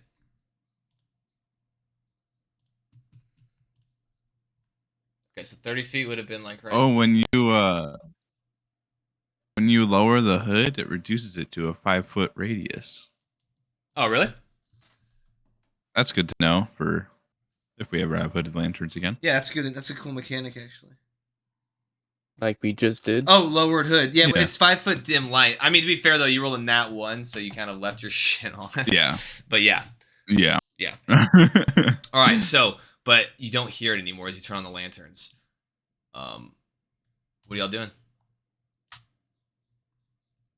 You can you can see. It knows we're here now. You can hold on real quick. You can kind of see, like the dim. Oh shit, I'm not doing this right. With dim light, you can see out to 60-ish feet. So like right around here, you can see. I don't think we should be next to each other. I actually agree with I'm gonna that. spread out a little bit. We should probably move. Let's go ahead and get out of here. All right. So we'll go around behind this pillar. I'll proceed up the right side. I'll go left. As he makes his way over here. I'll put my lantern on top of this whatever in front of me and then peer over. Why is your brain so big? Okay. I would actually I think I might have a. Oh, wrong thing. Are you setting? Are you gonna keep your lantern set down for a little bit or no? I'm not gonna put it over and then like pull myself up to see over. Okay, got you. So right from right there. Okay, cool. Just to be like pretty much as tall as me. All right. So as you can as you sit there and Galzor's making his way to the left, and then Thor gonna make your way to the right. You still don't hear anything. Let me go ahead and make another stealth check though. Or see anything even out to. As you guys do approach a little bit, it doesn't appear. Yeah. It doesn't appear from your line of sight. Your line of sight's kind of obscured right now. Thistlewind, Thor, your line of sight is obscured from the right hand side. And then Galazar is currently kind of walking around here. However, then I will pull it down. As Galazar makes his way up to right here, Thorg, and you're kind of like right there. As your right there. As your lantern goes around that corner. Oh shit, this is gonna get weird. Hold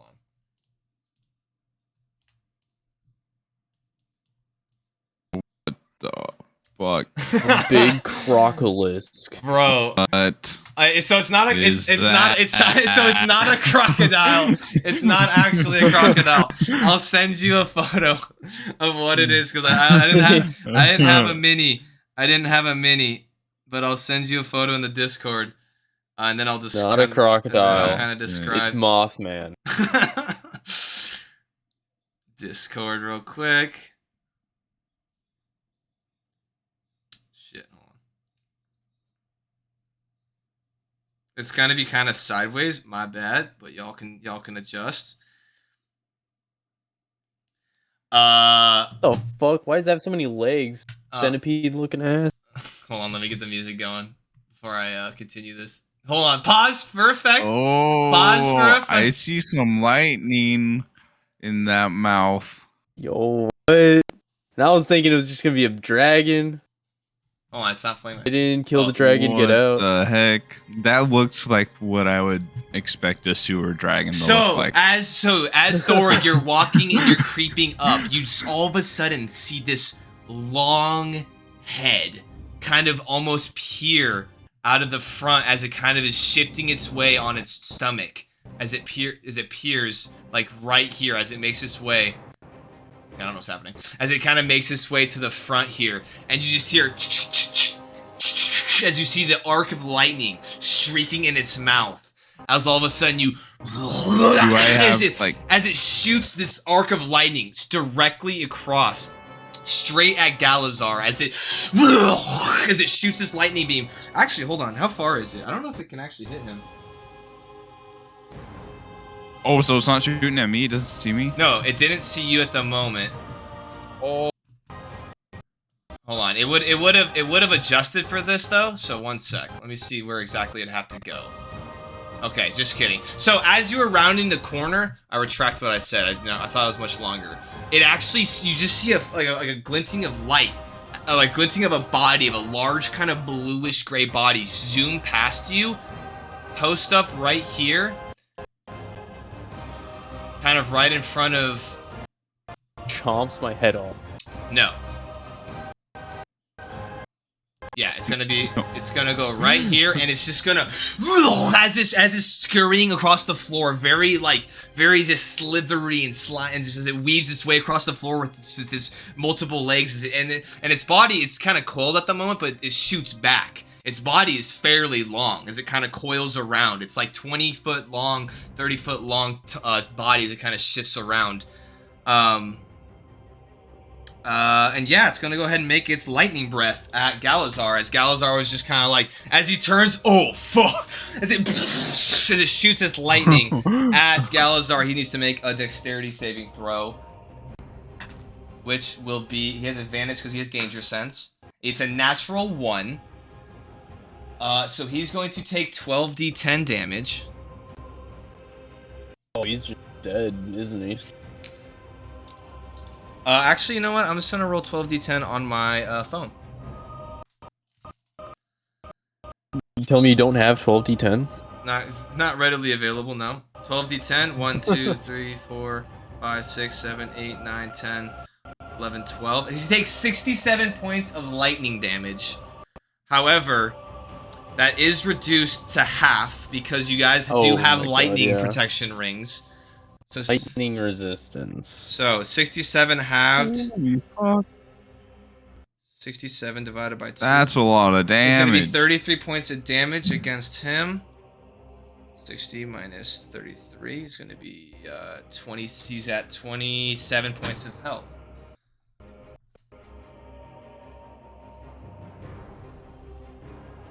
All right, as the lightning shoots out of his mouth and just jettisons into like a beam, and he turns and as you can see that the force of the electricity does hit out at him, but you can see as kind of emitting from his hand, you can see some of the arc lightning kind of going across his body and being absorbed and kind of dispersed off of his body. Twitch, you want to see it? Here, hold on. Hold on, I don't want to reveal too much of it. Hold on. I can't see. Hey, can you all show me? Can you all see that? Just a creature? On the... Yeah, pretty much. You can see his head. I can see his head. That good? That's about it. Yeah, that's good enough. Yep, that's perfect. Alright. Okay, now the stream caught up. Alright, there you go, Sharky. Yeah, I showed it in the stream a little bit. There we go. Alright, perfect. Anyway, so, roll initiative. Oh, Lord. As this... Oh. Alright, so... Where the heck is the dice That's a box 9. on this map? There it is. Alright, so Galazar is going to... I'm leaving my lantern up on top of these rocks. I got a 1. Okay. Fuck. 17. Alright, so what'd y'all get? 20 to 25? 9. 15 to 20? Oh, my bad. No? Okay, so yeah, I'm pretty sure that. Yeah. This ain't going too hot. Yeah. The monster roll is 0. No, he's actually... That'd be cool. You're still hoping. And he goes this one in.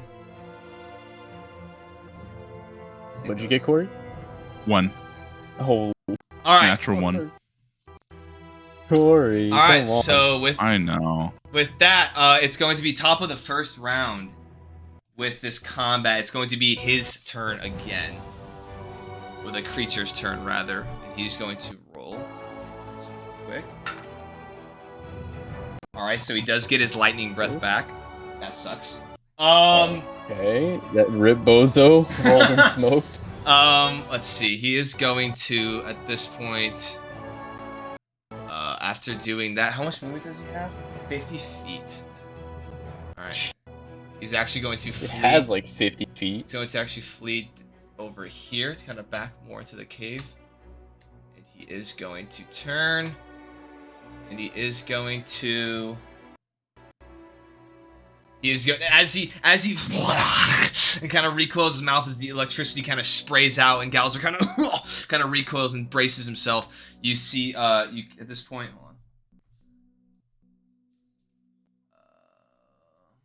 Just gonna do something quick. As he kind of stands there, as he then recoils, as you hear that, you hear the electricity kind of spark and arc into his mouth as he then... Actually, hold on. Sorry, I need to make sure. I feel like he always has a farther range than he does. Alright, so he's actually going to go right here. I guess it'd be from the tip of where he's at, so it'd be actually... Okay, yeah. And he's gonna and shoot his lightning breath at you. Go ahead and make a dexterity saving throw there, Thorg. Let's see.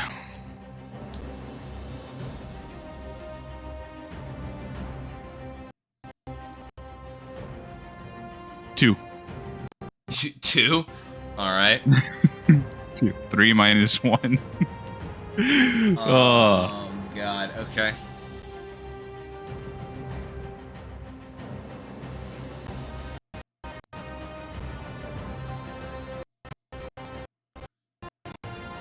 You take 24 points of lightning damage. That's already halved. Oh no. Okay. Oh no, come on. And that's the end of his turn, right? Correct, yes. And he just sits there as he, Oh, thank as he God. recoils, and he just sits there. As he... Now it's going to be Galazar's turn. At which point, he... Oh, shit, he's pretty far away.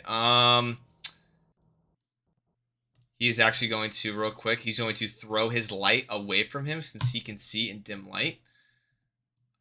Actually, y'all's lanterns are currently lighting up the area, so he's actually going to throw... Can I make a point of light? That'd be kind of cool. He's just gonna throw his... He's just gonna... With the map, I don't know how.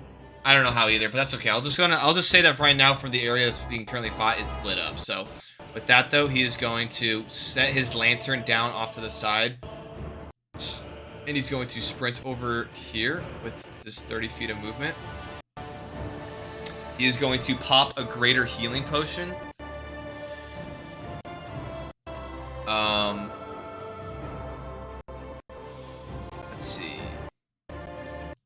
second.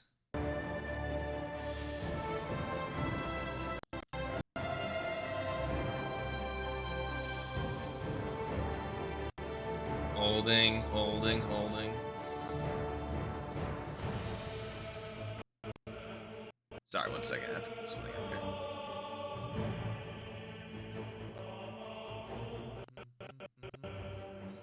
I'm just trying to pull up a greater healing potion, but it's not happening. Is anyone else now?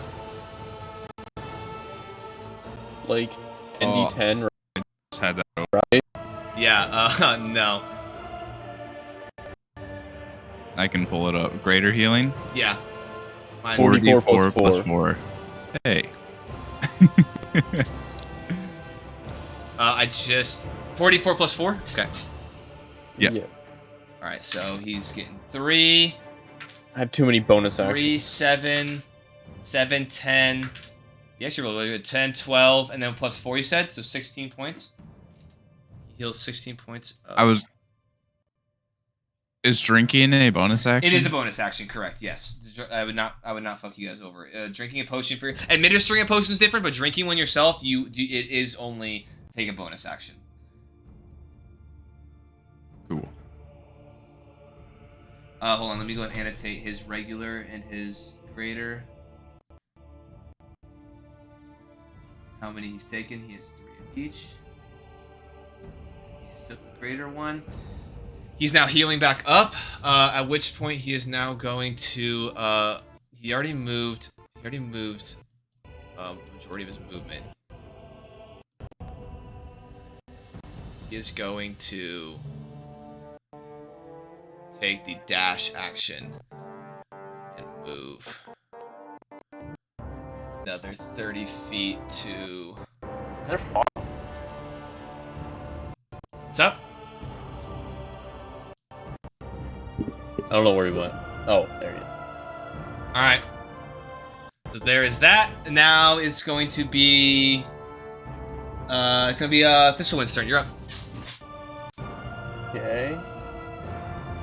Is there anything above this? Above these rocks right here? Where?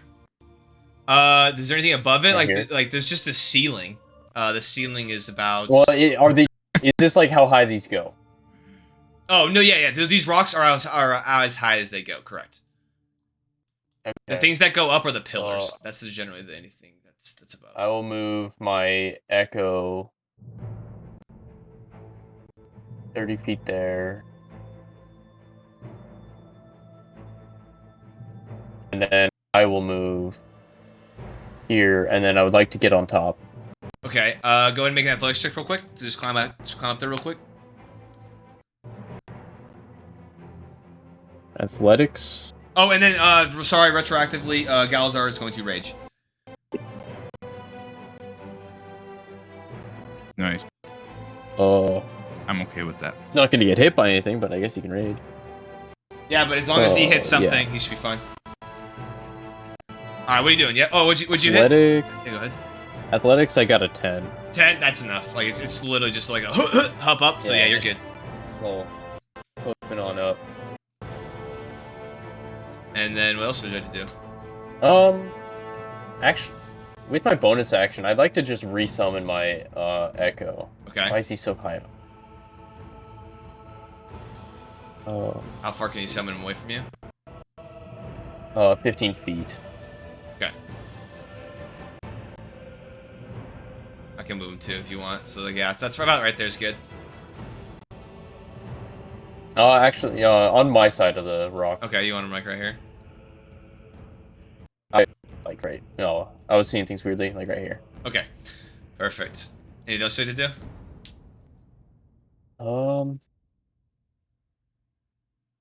Oh, fuck it. I'll rage. Alright, sounds good. Wait, no. I've used my bonus action. Never mind. Oh, nope. Okay. Alright, so that's all you can do. Next one's gonna be Thorg. You're up. All right. So, if someone's raged, they deal additional damage, right? Yes, they do. Yes. In a single attack, or do you do more attacks? And well, they can. This kind of depends. In a single attack, if you're talking about your vulnerability for the Grave Cleric, it counts for a single attack that's done. Okay. I'm gonna drink one of my greater healing potions. Okay. For my bonus action. Okay. So 10 plus it's 4, right? Yes. Cool. So I'll heal 14, and then I'm going to. I assume he's within 30 feet of me. Yeah. Oh, yeah. Yeah, he's within 5, 10. He's actually he's about 10 feet in front of you. He's like 15. Yeah. Cool. Yeah. So I'm gonna cast my Channel Divinity. Okay. Which is a path to the grave. So he's gonna be cursed until the next time he's hit. Okay. And when he's hit, he has vulnerability to all of the attack's damage. For that turn or for that one attack? For the one attack. Okay. After the attack, the curse ends. So a single attack will have vulnerability. Okay. And once he's hit, it ends. So if someone just pokes him, it ends, which would suck. Okay. I was right there. And then I'm going to move. Second, I'm breaking the controls. Why can't I pick him up? I'm just gonna move away, and that'll be the end of my turn. Alrighty. There we go. Alright, top of the combat round is going to be the. Right there. Alright, he does not get his lightning breath back. I love that. Alright, he is going to now. Seeing you up there, he's going to. I'll be right back quickly. Yeah, you're good. He's actually going to go around the front here. If he does a critical hit, I'm gonna negate it to a normal hit. That's all I do. Okay, sounds good. He actually did a 10-foot reach on his attack. He's going to go ahead and make. Oh, I knew he was a bitch. Yep, yeah, he's going to make a bite attack against you, Thistlewind. That is going to be a 16 to hit, or a 17 to hit. 17? Yeah, easy. Hits you? Okay. Yes. I only have 13 AC. Oh, I have no dex. 4.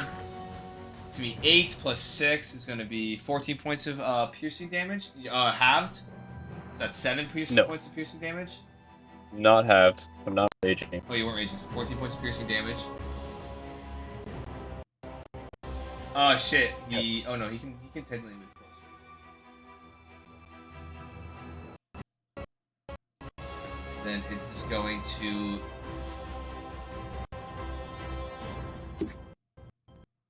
And it's going to move forward, and it's going to constrict Galazar. Needs to hit though first. So we'll see. Shit. I'm throwing shit on the ground. 14 plus 7 is going to be. Yeah, that's gonna be enough. Okay.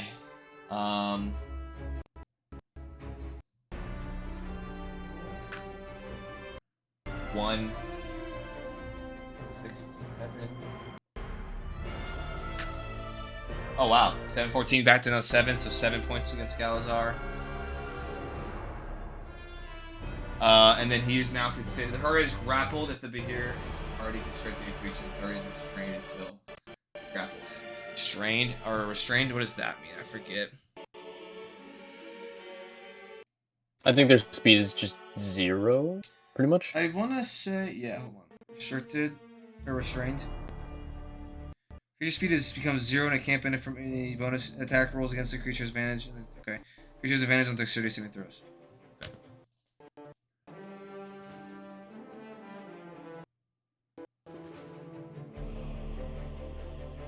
Alrighty then. Sounds good. Okay, so now he is restrained. But yeah. Alright, cool. Next up is going to be Galazar. And so he is now on this shit. He is going to now make his 2 attacks while raging. He's actually going to enter a frenzied rage. Actually, is a I think it's the frenzied rage is like you just go into it, right? I don't know. Let me look it up real quick. I know there's normal rage, but I'm sure there's a subclass that changes. You go into if you do so. Okay, you go into a frenzy when you rage. So he's gonna go into a frenzy rage. So now he can make an additional melee weapon attack as a bonus action on his turn. Alright, cool. So he's going to make 3 attacks against this big bastard.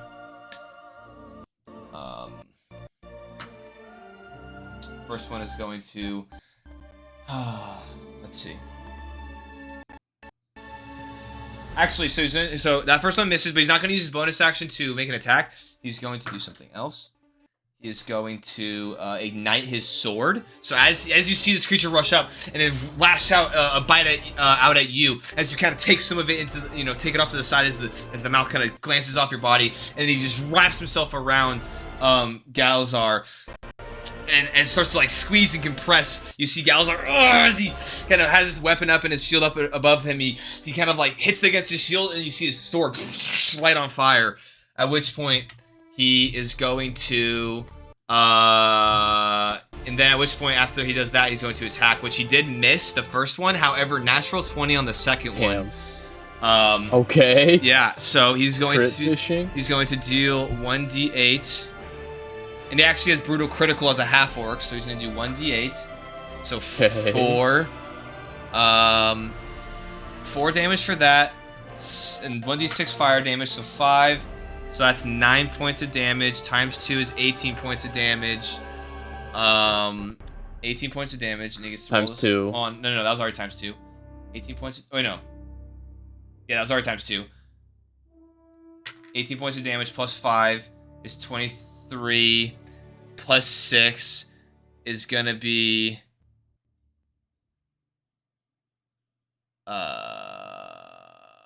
29 plus 6. Or wait, 23 plus 6? 22 is 23 29, plus right? 6 29 is plus damage? 29. 29, Yeah. yeah. All right. Times Yeah. 2. Yeah, 'Cause is this he's a vulnerable Oh, attack? he's vulnerable, right? Oh, He's vulnerable. So wait, that yeah, was what? yeah. That was 29 times 2. Yeah.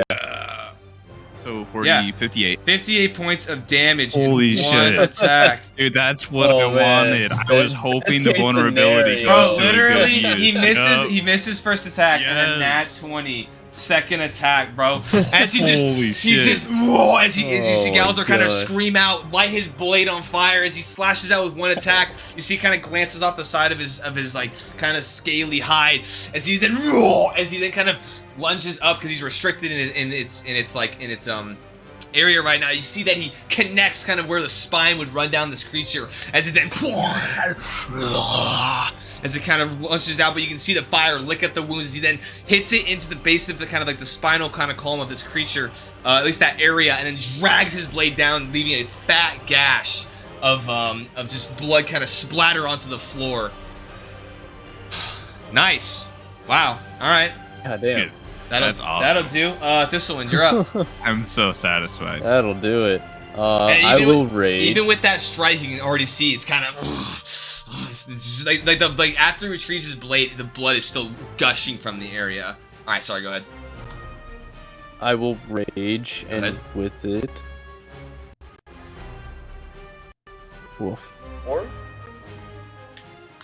What the fuck? Okay, I will as I rage, my eyes like flash white and like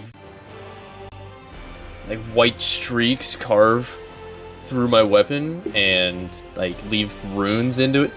Okay. And it becomes light as a feather. Nice. What does that do? And with that, it gains the light and throne properties. Oh, cool. And if I throw it, I can throw it up to like 20 feet, and at the end of my turn, it reappears in my hand. Oh shit. Okay. If I attempt to move from here, will I proc an opportunity attack? If you're gonna move from there, yes, got 10 because he feet. has It 10 probably feet. does. Yeah, it can definitely do it. Okay, well, I'll just hop down and strike him. Okay. Have my echo move. Hold on. I got to. I go over here. And I go Damn, here. dude, that was And I will- crazy, Corey. Holy That's a shit. big. It's almost like Corey did half that damage. Yeah, I did some. Yeah, now I will make an weapon attack. Okay.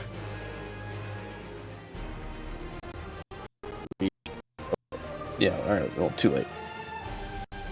So that is a lot to hit.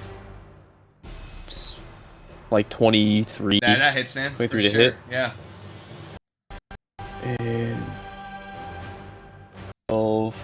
5 plus 4, 9 to 11 damage 11 points of damage. from my massive wooden club. Nice. So as it kind of recoils and it starts to kind of as it's kind of like writhing from the attack as Galazar like in this constricted area slams out as you jump off, as you're jumping and you kind of like leap down, you just boom into the side of its massive coiled bluish body. As you bing and you kind of hear like a little bit of a crack as you drop down and kind of like towards like one of its like where like one of its legs kind of hits the upper portion of its body. As you hear a crack, and you can see like the leg kind of like spasms out a little bit as you drop to the ground. And with that, like with that strike, some like almost magic like sparks or something come out. And my weapon's damage is force. Oh, nice. Okay. I don't know if that changes anything. No, it does. It does. For damage, I'll definitely. Yeah, no, I'll keep a note of that for sure. But you can kind of see like the end of your great club, kind of like almost like vibrating with with energy. So nice. All right. Is that gonna end your turn? Is the extent of my turn. All right. Next up is going to be Thorg. Sweet. I'm going to run over there, so 17 plus 6, I can make it. I'm gonna cast Vampiric Touch. Is it a self spell? It's a concentration spell. I don't really know how those work, but Okay. that will be later when break concentration. I don't know how to break concentration. Up to a minute, so I can keep using this every turn, up to a minute until it breaks. So I can make a melee spell attack.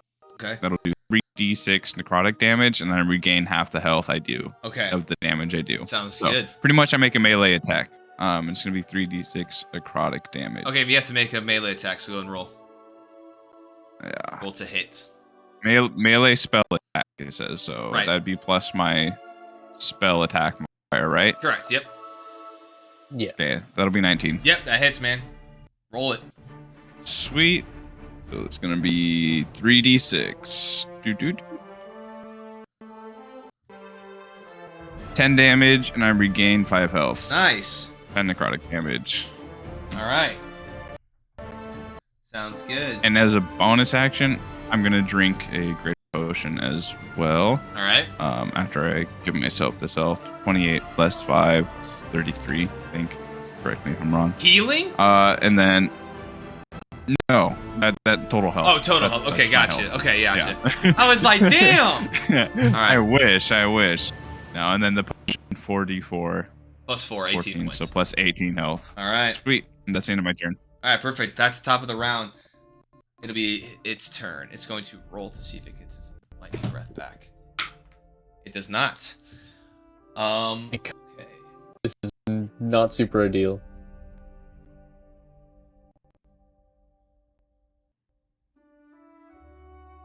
So it's going to make another bite attack against Galazar. Let's see what it rolled. Natural 1. Wow, dude, Galazar. Nice. Holy shit, you can almost Oh. see this creature with Galazar kind of enwrapped around its large serpent-like body. You can see it almost kind of like, it appears to like reel back. Looks like it's gonna unhinge its jaw and goes from over top to almost appears to look like it's gonna swallow Galazar, as Galazar then quickly throws his shield up and then his sword at the same time and almost wedges it as it goes to clamp down, as it wedges it, and it as it pulls, as he then pushes it the jaw back off as it recoils. Wow, that sucks. We're gonna need a second boss. All right. I don't give destroying any this one. funny ideas. Hey, you wait, boy. All right. It can make one with its fight and one to constrict. It's already grappled. Already constricted Galazar. Does it?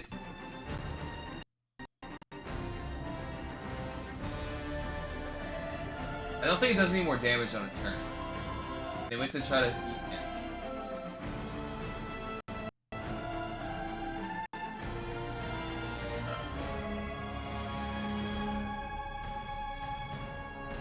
Yeah, I think that's all it can do.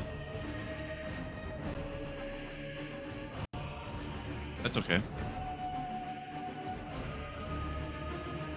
Damn, it only has one attack? No, I'm gonna say no. It can make 2. I'm gonna say it makes 2 because the swallow is 1 bite attack, and then it can do a bite attack or a constrict, but it's already got someone, so it's just gonna make another bite attack.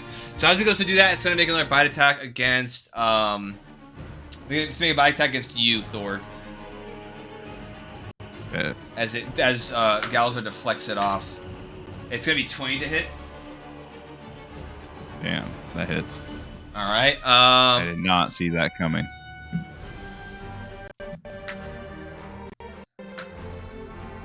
It's gonna be 11.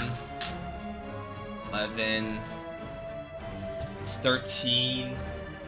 6, 13, 19 points of piercing damage as Galzar deflects it off, and then as it kind of like recoils back, and just as Galzar kind of raises his shield up, anticipating an attack against him, it slams past him and boom, clamps down onto your shell, bites down hard, and then kind of recoils out as you can feel your hard shell. You can feel some of the teeth kind of pierce some of the fleshier parts of it, and you hear like, your shell kind of a little bit as it then recoils back. All right, nice. That is going to be that. It's going to be Galazar's turn, who's going to make.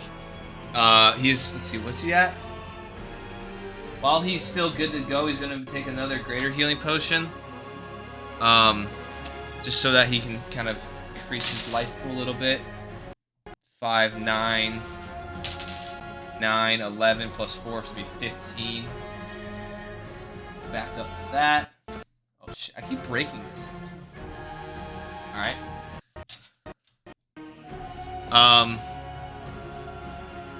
Alright, so there's that, and he's gonna make his 2 attacks against the creature itself. 1 attack is going to be. That's not gonna hit. Second attack is going to be +7. That does hit.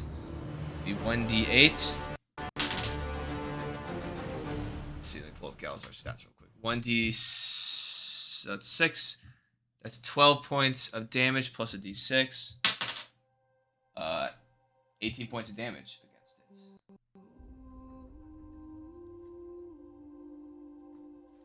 Alright. That is going to be Galazar's turn. It is now going to be Thistlewind's turn. Go ahead. I will have my echo move there. I'll use my bonus action to swap places. Okay.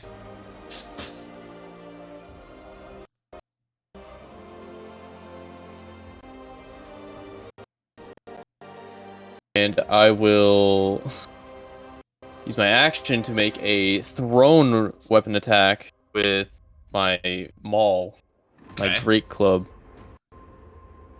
Now I'll just throw that bitch, and I'll make it reckless, and use my great weapon master. I feel like I'm missing something. From something somewhere.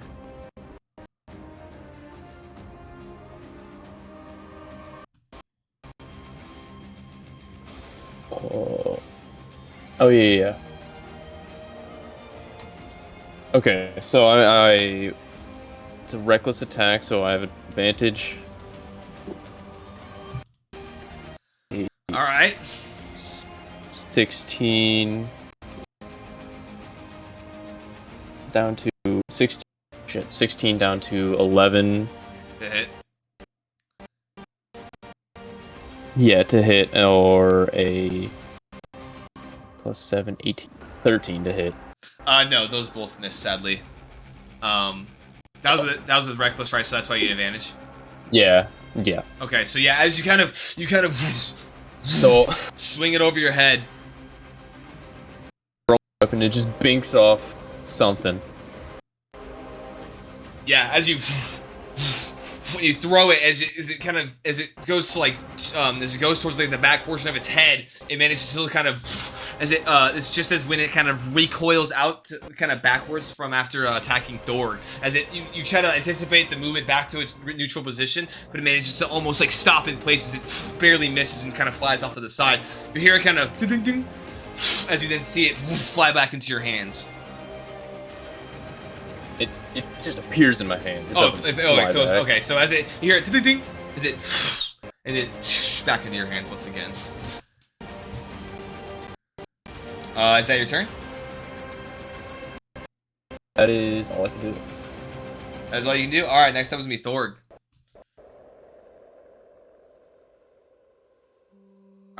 Okay. I'm just gonna attack again.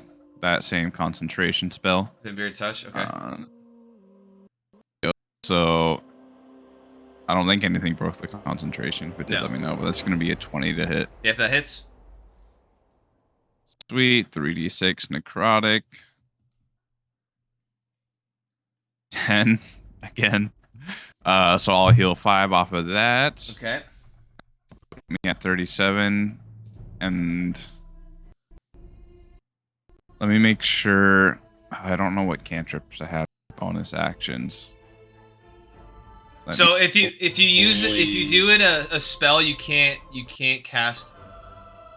I guess a cantrip. You can cast a cantrip. That'll break. You can. Yeah. No, you can cast a cantrip as long as it's not concentration. You can cast a cantrip as your bonus action. Yeah. Okay. Is guidance a bonus action? I think it is. It is, but it's also concentration, so you would lose Vampiric Touch. Guidance is concentration. It is. Yeah, concentration. Yep. It's kind of weird. It's kind of a weird. I think it does that for balancing purposes, because if you just keep giving people that kind of thing, it'd be pretty broken. So. Yeah. Oh, so have no cool bonus action cantrips. Oh. Is Toll the Dead? There's no way Toll the Dead's a bonus action. If not, no, it's an action. Yeah. Dang. All right, that's the end of my turn. All right. I'm gonna chill right next to him. All right, sounds good. At the top of the 4th round, we are going to see what happens. He has rolled 3 1s on his D6 to get his electric breath back, and it's starting to irritate me. God, dude. God damn it. Let's see. Let me roll it a couple more times to see all the bad. Oh, there's a 5. There's another 5. There's a 4. 5. 3. All right. I want at least, as long as it's not a 1 again. Let me summon another number. Hey, it's gonna be a 1 next time. All right. Well, with that, he's going to actually shift over here slightly. Actually, before he does that, he is going to attempt to do what he did last time in Raged. He's going to do it again. Ooh, that might not hit still. What is Galazar's AC? Oh, it barely hits. He rolls a 17 to hit. So as he unhinges his jaw, you just all of a sudden see, and Galazar is officially inside the creature. Yeah.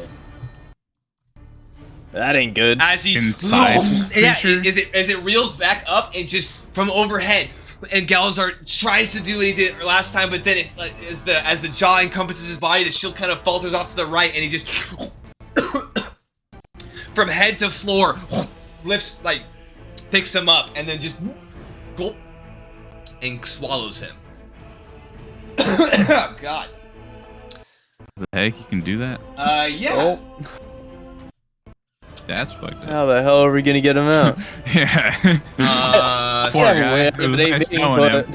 I don't know. And then he is going to shift around you, not breaking. Can I take a? We need to wear bomb vests. Can I take a an opportunity attack from my? Because I can make attacks as if I was in its place. Yeah, but you're not.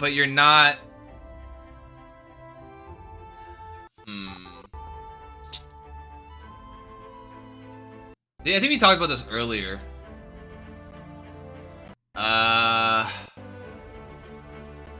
No, because it's not technically in your combat range. Like, yes, you do fight. That's so weird, dude.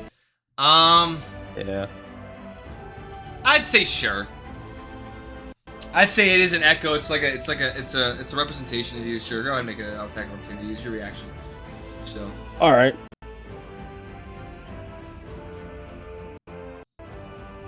Oh, that's a 9. Yeah. 9. Dang. 9. Yeah, no, that misses.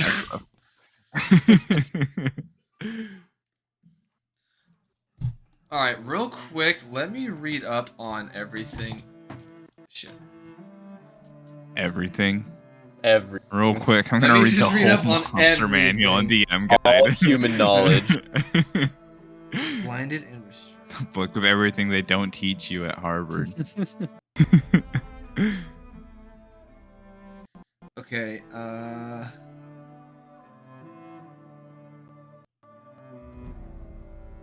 and he's blinded? I don't think that'll matter. Galzar is restrained and blinded, which is where it's a sod, I think. Okay, it's the same. It's almost the same thing, or it affects it the same way. Okay, so he swallows that guy, and then it is now. You did your attack. It missed. So Galazar's turn. He's going to make 2 attacks. Now you can almost kind of see his the outline of his body, or of his body kind of in the throat kind of cavities. It kind of slowly is making its way down his throat towards the large serpentine body. But he's going to make 2 attacks with disadvantage inside of him. That is going to miss. Poke around in there. That's a natural 1, so nope, he does not manage Uh-oh. to do. Nope, he's just chilling. All right, Might have gotten the 1 good hit, but now we ain't doing shit. Thistlewind, you're up, man. Alright. With my bonus action? I don't think so. Yeah.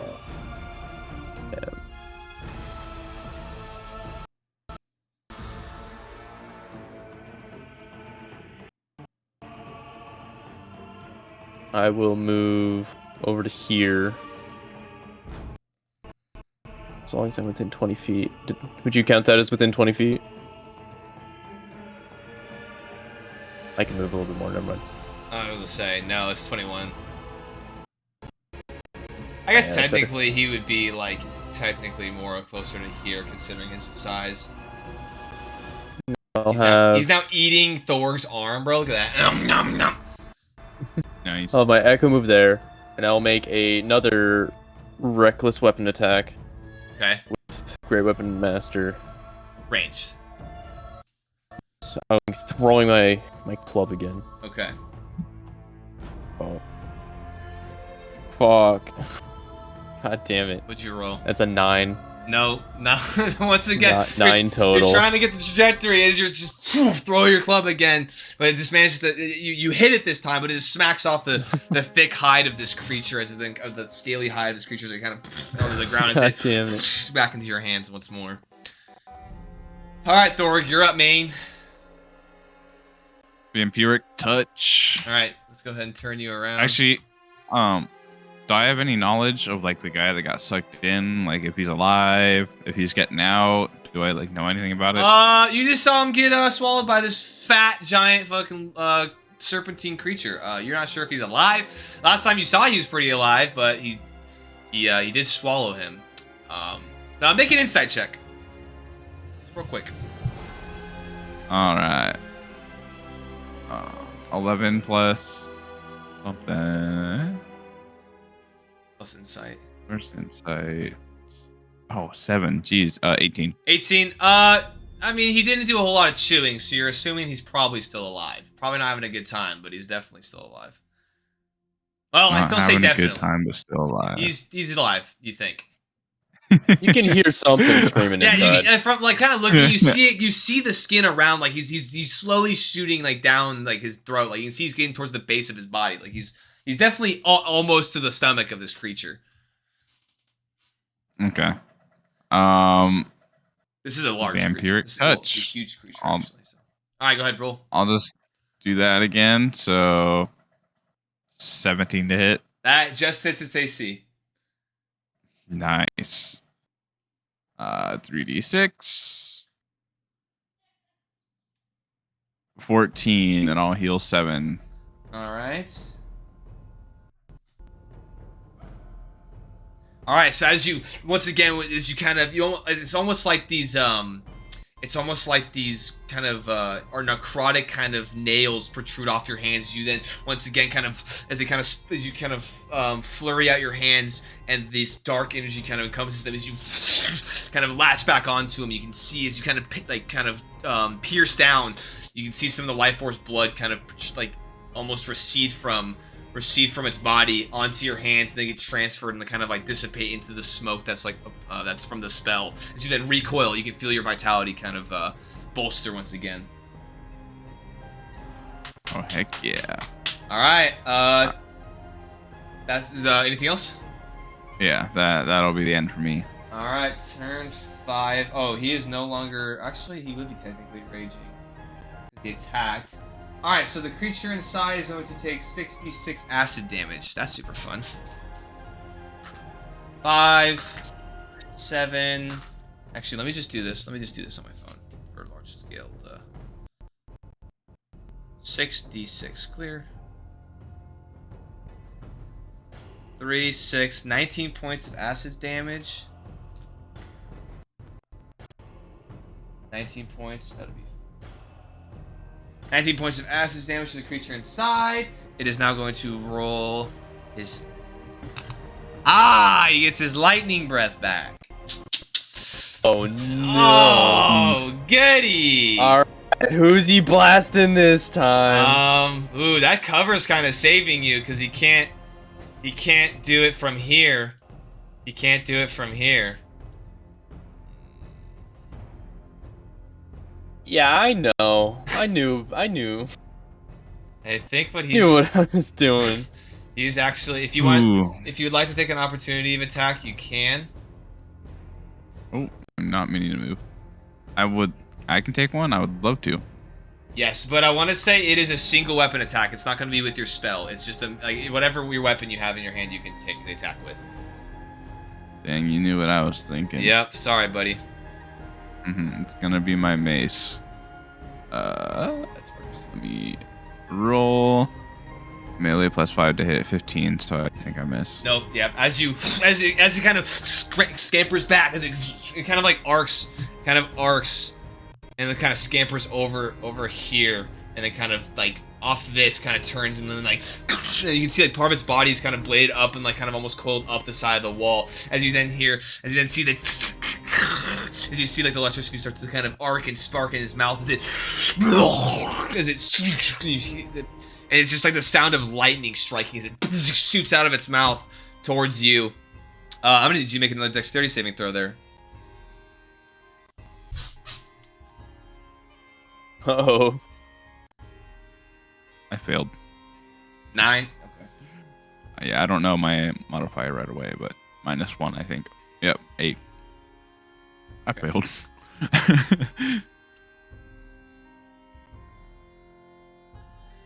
You take 56 divided by 2. 56 divided by 2. 28 points of lightning damage. Those rings are saving y'all. 28 points of lightning damage as it shoots out, and then you kind of instinctually kind of knowing where the ring is, you kind of brace up your hands, and then with the ring kind of out forward, and you get hit with the electrical surge, and you can just feel it arc and around your body, and yeah, it hurts. And you kind of like get the jolt and the voltage. Yeah, that hurt. Yeah, it hurts a little bit. But you can also feel the pain kind of subside, or not subside, but kind of like be like redirected, and as the ring kind of deflects some of it off, and almost like absorbs some of it into it itself. Let's see, how far did it move right there? It moved from here 20. Okay, so it's gonna then actually move.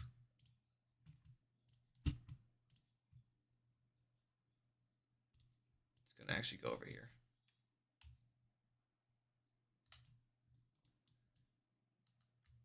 It's 50 feet, right? Yeah. All right. So that's where it's gonna end up.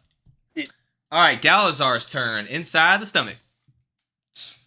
He's trying to hide. Natural 1. Can't get much better than that. 10. Oh. Nope. No, he is rolling not only a disadvantage, but also like shit. Oh, 16. Hold on.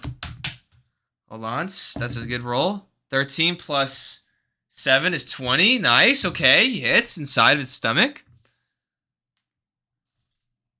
It's going to be 1d8. That's cocked. 8. Okay. 8 plus 1 is 9 plus, I want to say 7. Plus 6. So 9, 15 points of damage.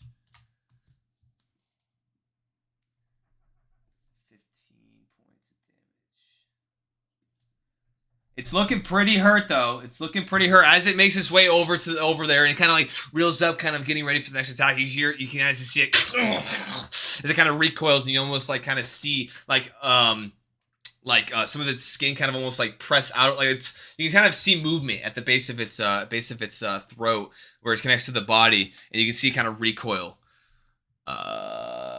Yep, that is gonna be his turn. Thistlewind, you're up. All right. Let's see.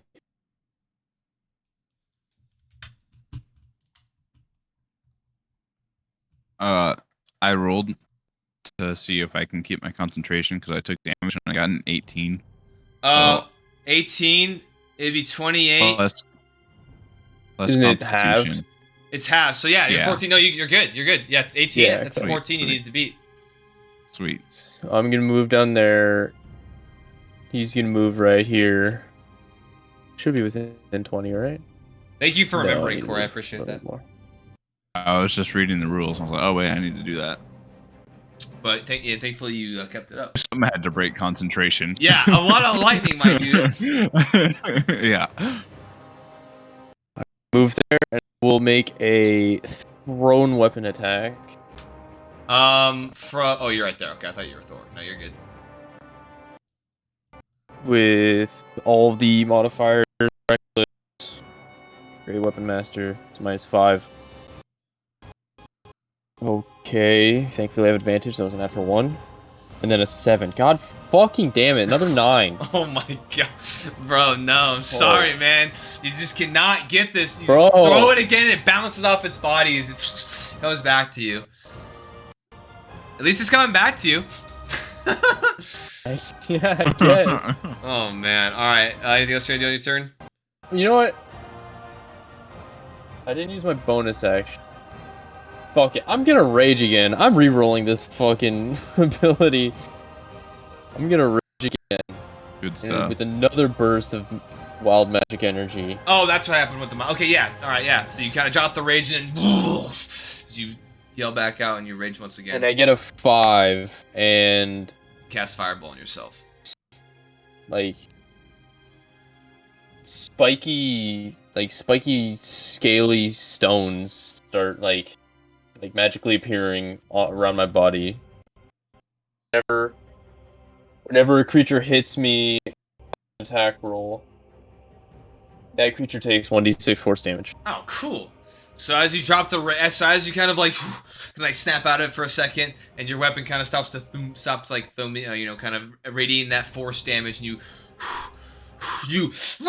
as you get mad again, as then these protrusions and these like stones and jagged kind of pieces then emit from your body as your eyes get dark again as you then frown at this creature. There you go. All right. All right, that is me. Your turn. Go ahead, Thor. You're up, man. Yeah. All right. I am going to. Cause we still have our boy in the throat, right? He Yep. hasn't gotten out. Nope, he's still Okay. chilling. I want to set our boy free, so I'm gonna cast my channel divinity. Okay. To make him vulnerable for the next attack he receives. All right. And then I will drink my last healing potion, All right. and that will be the end of my turn. Okay. Roll your health. There you go. 12 plus 4, so 16 healing, so I'm up to 32 health. All right. And I'll just vibe where I'm at. Sounds good. That's it. That is going to be up top of the next turn. Is going to be. You still have concentration on material touch, rage, and also quick. At top of his the Behir's turn is going to take 60. Hold on. Swallow the target's body shades. Takes 66 damage to start each of them. Okay, so 66 damage to Galazar once again. Let me just do this real quick on the app. Oh, I thought you were saying 66. Yeah, he takes 66 points of damage. 3, 6, 24. He takes 24 points of damage from the acid. Oof. Ooh, boy. Ooh. And then he's going to roll his lightning breath once again. That it's either a 5 or a 1. That's another 1. No. All right. So with that, he's just going to get up in y'all's fucking space.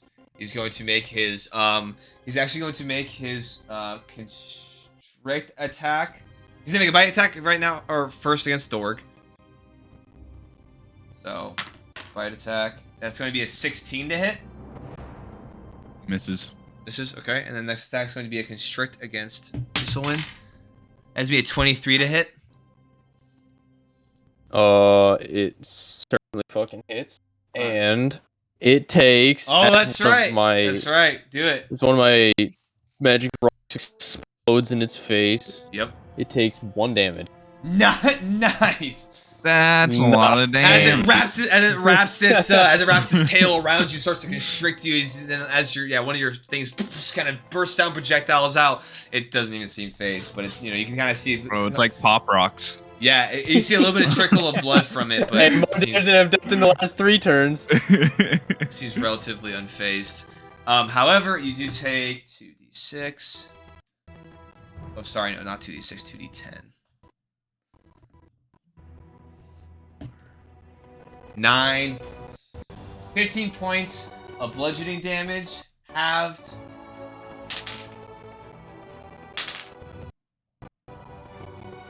$17 points of slashing damage, halved. And then you are now considered. You're now considered grappled. You're now considered restrained by the creature.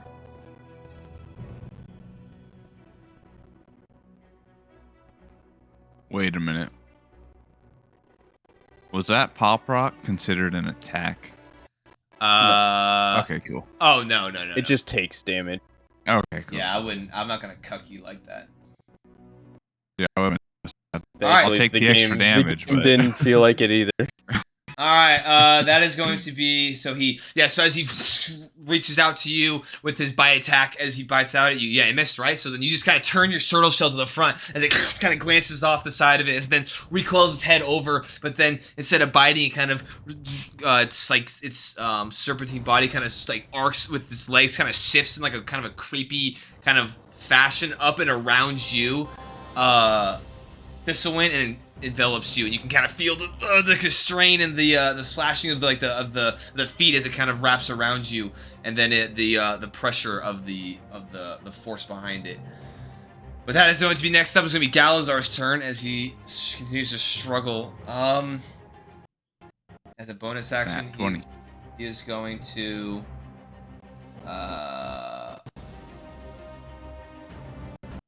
I'd say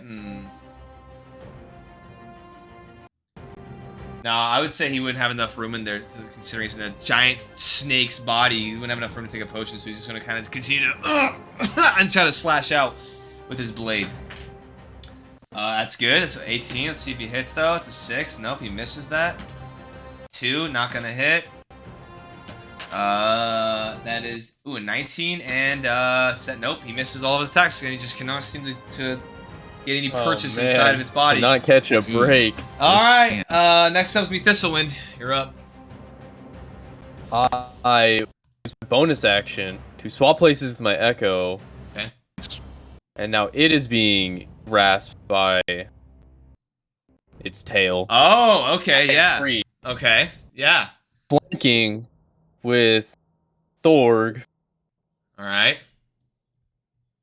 Right? Yeah, I'd say so. Yeah, so as your Echo's behind and you're gonna, you just kind of, Thor, you kind of see him just, you kind of like straining, and you just see his body just kind of like dematerialize a little bit, and then you kind of, similar to how you saw earlier, his body kind of goes ethereal, and then becomes almost like this weird kind of translucent shape, as you kind of see his facial expression kind of go blank, as you kind of see and then now from behind you see as he kind of apparates in this place of the Echo. Now you're behind. Go ahead. Does the grip on like the shadow like constrict it, or like? Well, when it has 1 hit point, and whenever it takes damage, it yeah. So it's still like it still has a physical shape. It just doesn't have a lot of integrity. Yeah, and Let's how see. how I like visualize the swap happening is like just all. It's still me. It's still the shape of me. It's just the color drains, color appears in the other one. Oh, there you go. Even Okay. better. Nice. I see. And I do not have to make a reckless attack. Nope. And Great Master. 18, 13. That. We're re-rolling that one.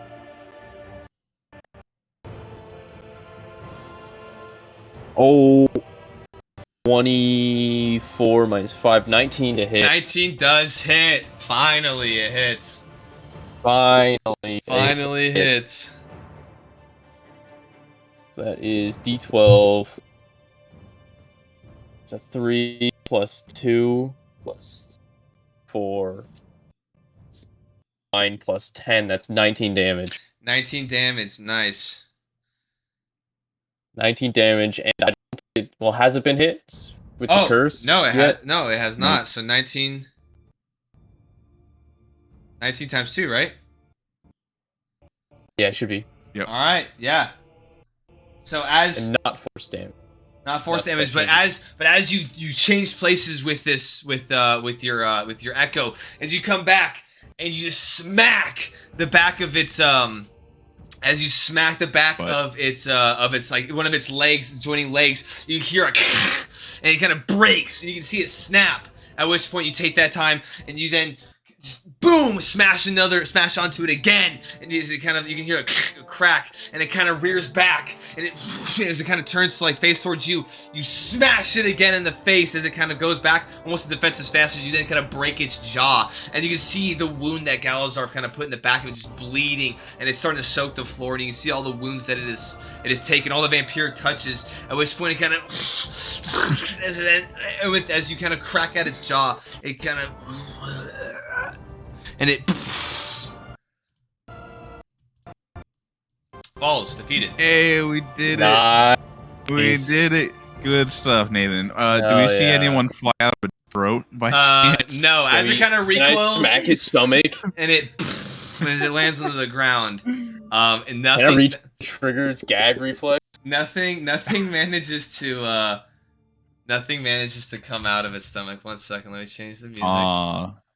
Is he not moving? Are you turning on sad music? Yeah, let me give final moments to old homie. No, hold on 1 second. No, so that's gonna end your turn. Thorg, it's your turn. What are you doing? Oh, I'm gonna want to first kind of perceive, within if he's alive, if our homie in the throat's alive, like if there's any Throat movement goat. at all. Make a perception check. Okay. 23. 23. You can still kind of see a little bit of movement from like in the stomach, because you kind of see like something kind of silhouetted in there and kind of moving and protruding inside the stomach. Sweet. Then I will just. I don't have anything. I could cast revive on the boss. That's what I like to do. Yo, heal the boss to max HP and do it again. I'll heal through his throat and accidentally get him. Okay, now I guess try I'm gonna to figure out how crawl to in get and our pull him homie out. It's Yeah. not. It's not. I'm gonna It's not your I'm turn. gonna help. Thistlewin, so Thorg, it's your turn. I'm gonna go to Thistlewin and be like, we need to get our homie out and cast guidance on him and let him do whatever he can. Okay. I'm Alright, gonna so crawl that's- in and pull him out. All right, that's your turn. Top of the round would be the Behir. However, the Behir, considering the fact that he is still in his stomach, and at the top of the turn, or the bottom of the turn on the top of the turn of the Behir, he takes acidic damage. He's going to take his 66 acid damage still. Is he taking 66 acid damage? Oh, 6d6. Never mind. Yeah, 66 damage every time. Dude, he's taking, like, toast. He's not even 180 there damage. anymore. So he takes Yeah. he takes 24 points of damage.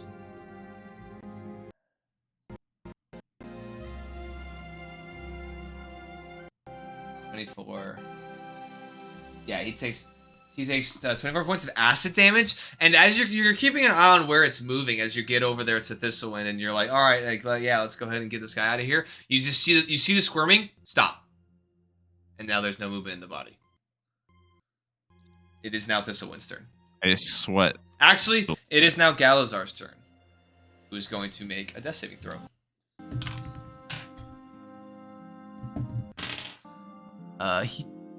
Okay. Let's get him out.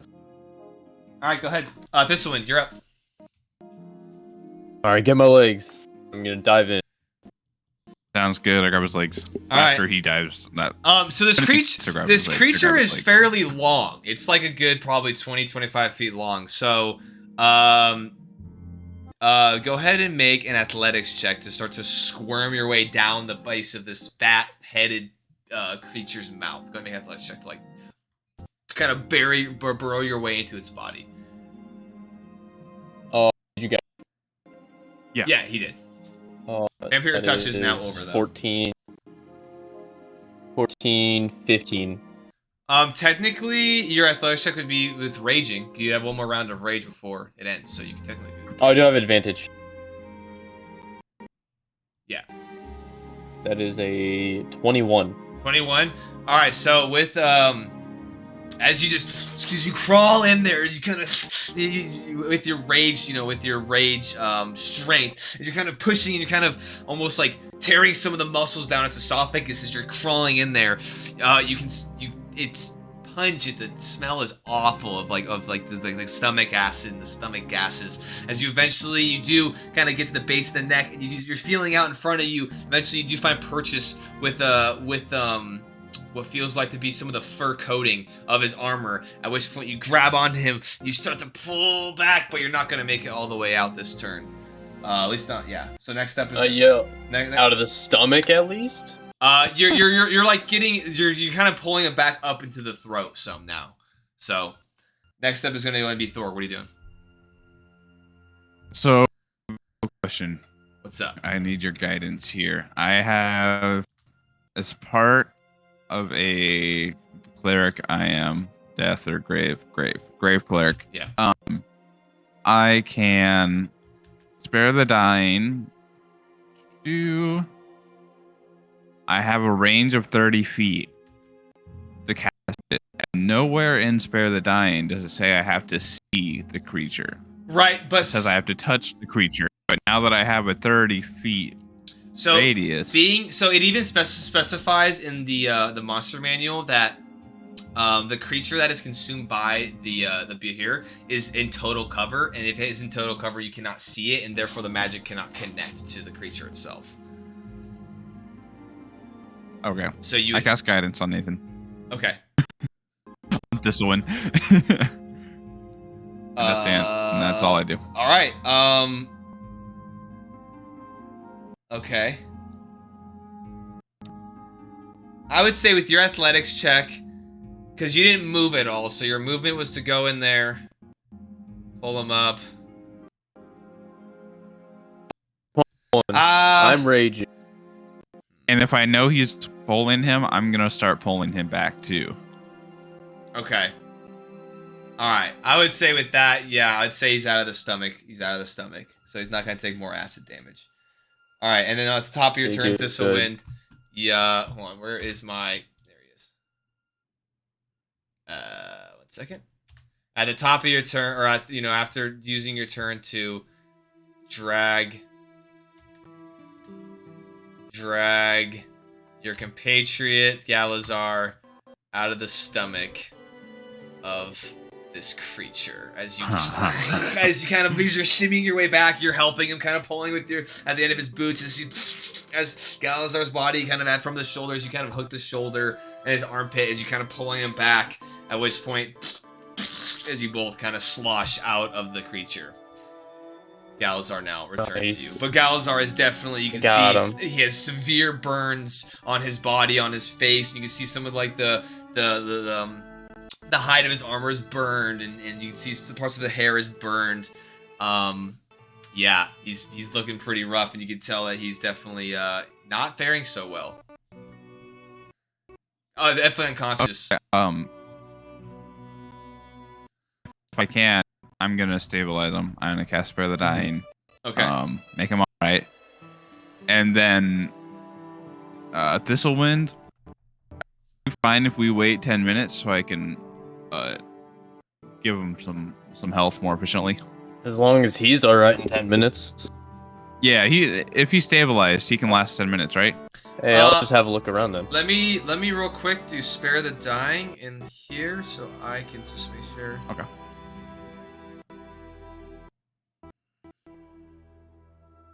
You touch a living creature that has 0 hit points. The creature becomes stable. The spell is affected. Okay, yeah, no, he's good.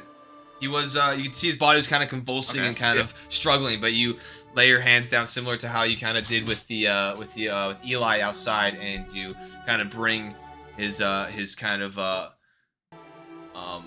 struggling body to kind of calm still as he starts to breathe more regularly from the wounds that he suffered, but he is intact. Well, he's at least not dying. Sweet. All right. So then, if I cast, I want to do Prayer of Healing. Okay. Do they have to be within 30 feet of me the whole time to get the healing, or just when it's cast at the 10-minute mark? So if Thistlewind goes away for 10 minutes, can he come back at the last second and get the healing? There. Casting time 10 minutes. Its duration instantaneous. I would say you can just come back because you're not doing the effect until 10 minutes Cool. hits. So. Cool. All right. Thistlewind, you have 599 seconds. And if you're not back in 599 seconds, he just flies away. Any wounds. So yeah, I'll be chilling here with the body. Have fun. Alright, I'll around some of these boner pods. All right. Go ahead. Here, Are you looking around, or are you going to physically rummage? I'm mostly just I'm investigating the chamber, and I'll peer closely at something that looks like it could have something. But if I don't obviously see something, then I'm not gonna. Okay, go ahead and make an investigation check. This ain't going well.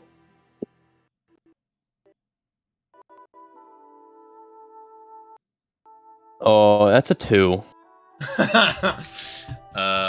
3 minus 1. 3 minus 1. Yeah, so you're kind of more, you're just kind of more, you do make your way around the room. And you kind of, you certainly walk around the room. You stumble around, and you kind of have to take a break every once in a while due to the wounds you've sustained. But you do manage to kind of go over the bodies, but nothing looks really immediately interesting. To be fair, I haven't taken it. I mean, yeah, but you're still obviously not doing a whole good job of investigation. However, you do end up making your way to the back, and you do see a small passageway towards the back here.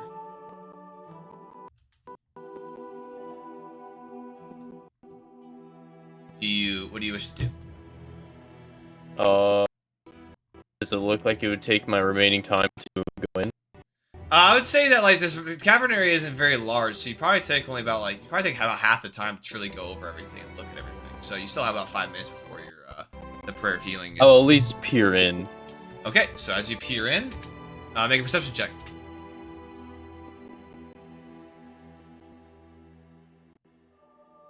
That's a natural 1. Holy shit! You drop your lantern and it breaks, and your lantern goes out. You no longer can see anything. Oh shit. So.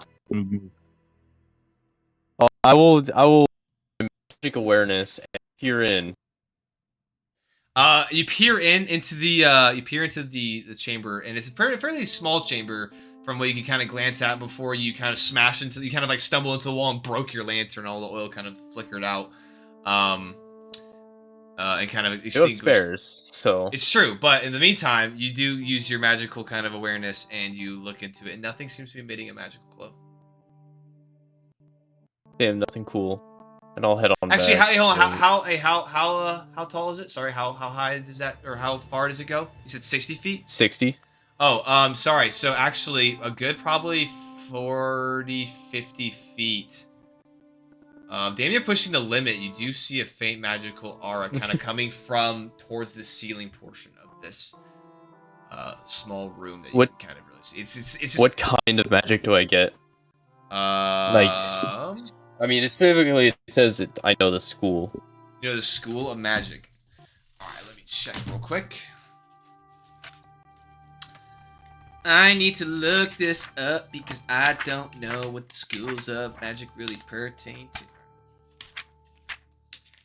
I think it would be... No, if I sense a spell, I know the school. So. I'll be right back. If it's not a spell, then I don't. Oh, alright, sounds good. I don't get that information.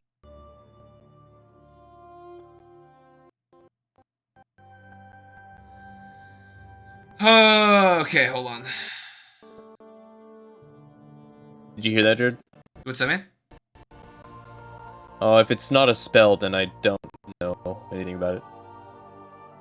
It is a spell, and it is it's abjuration. Oh, okay. It's abjuration. Correct. Okay. Hmm.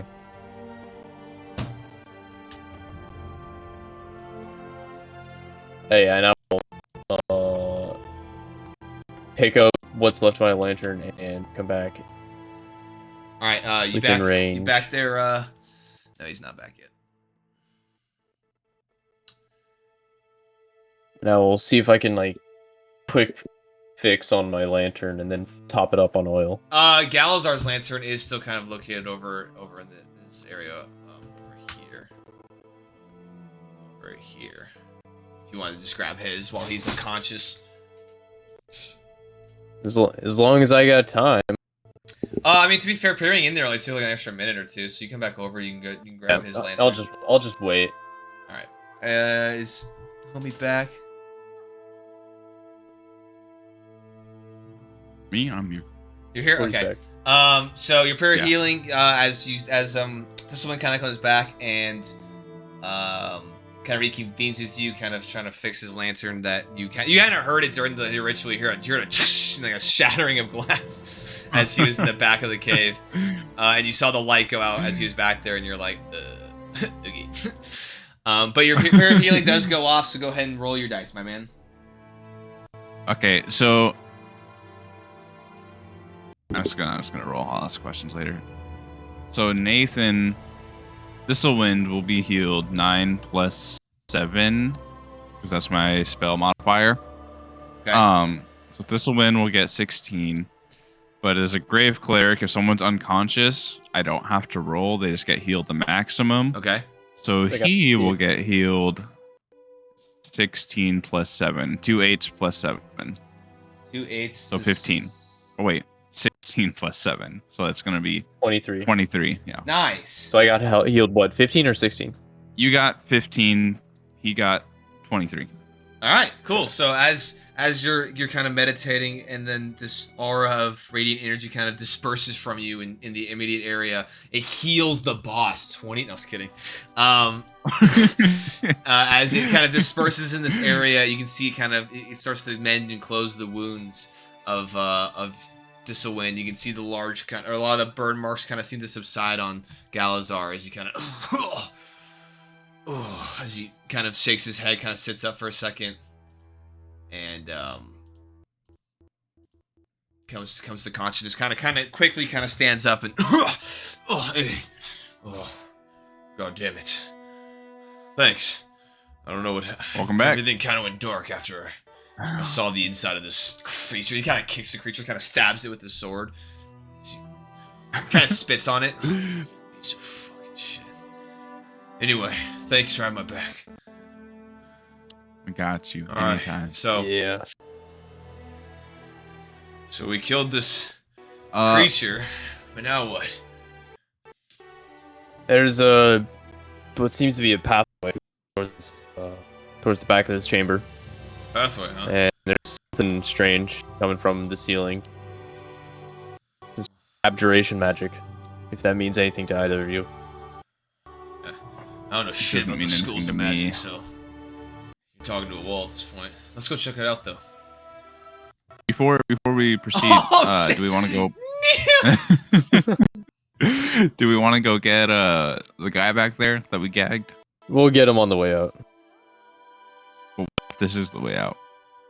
Then we'll go I get him. say we check this out so we don't have a so we Okay, don't. Okay. I say we check Sounds this out good. so we don't accidentally scare him and he runs off again. Let's just make sure we know what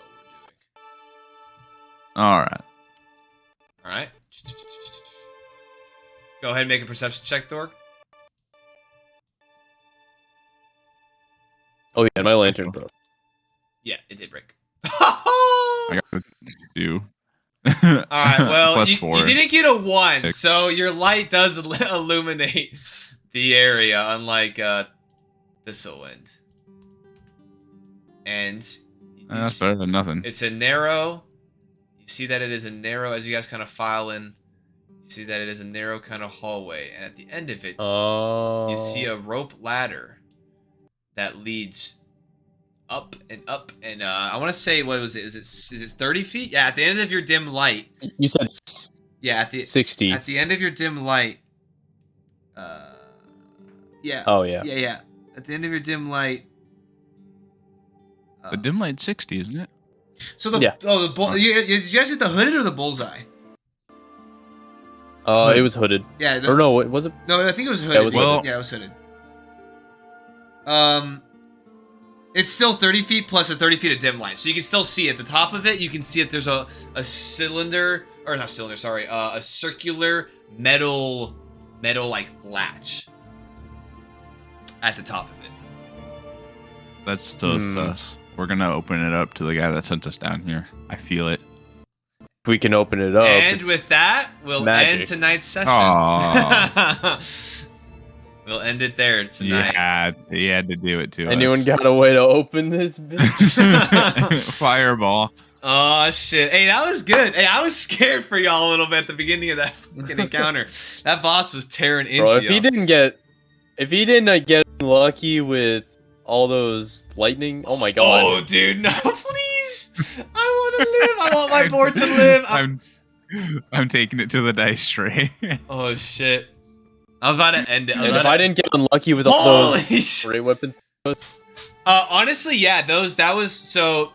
Yeah, honestly, I thought it started going downhill a little bit when he started getting his his breath back a little bit, pretty like consistently there. But I was like, okay, and then at that 158 damage, that put you all ahead. That kind of compensated for the amount of oh yeah. damage his Yeah. lightning breath. Like was we doing. killed it in like 2 hits basically. Yeah, both of those double damage hits were like huge. Yeah, Corey literally dealt the most damage. that was cool. I got Thor lucky. for- we got Thor so for lucky they MVP. worked. That was awesome. It sucks that we got our homies stuck in the throat for most of the fight. Yeah, I And mean then at least he then can be called the couldn't throat goat. Yo, honestly, he almost It was he good, almost though. It was he almost died. Because like if y'all hadn't got in there, the acid damage, because he failed on his first death save, and then he would have took damage on acid, which he had already taken, so he's on a second death save, and if you would have pulled him out of the stomach, he would have took a third, and he would have died. He would have fucking died. Oh Yeah. shit, dude. Oh. Yeah, I've he been was doing close. He was Nothing cool with my wild magic rage. close. Like all of my thrown weapon hits didn't do anything. I dealt 1 damage with the attack, and then with the teleport that I had earlier, it just didn't really become useful. I feel like the pop rock attack was pretty good. It was cool. It dealt 1 damage though. Hey, that 1 damage, dude. Sometimes it's all about that 1 damage. It could have been. I don't know the numbers though. All right. Well, that was a It good was session. All right. Well, I appreciate anyone and everyone for watching.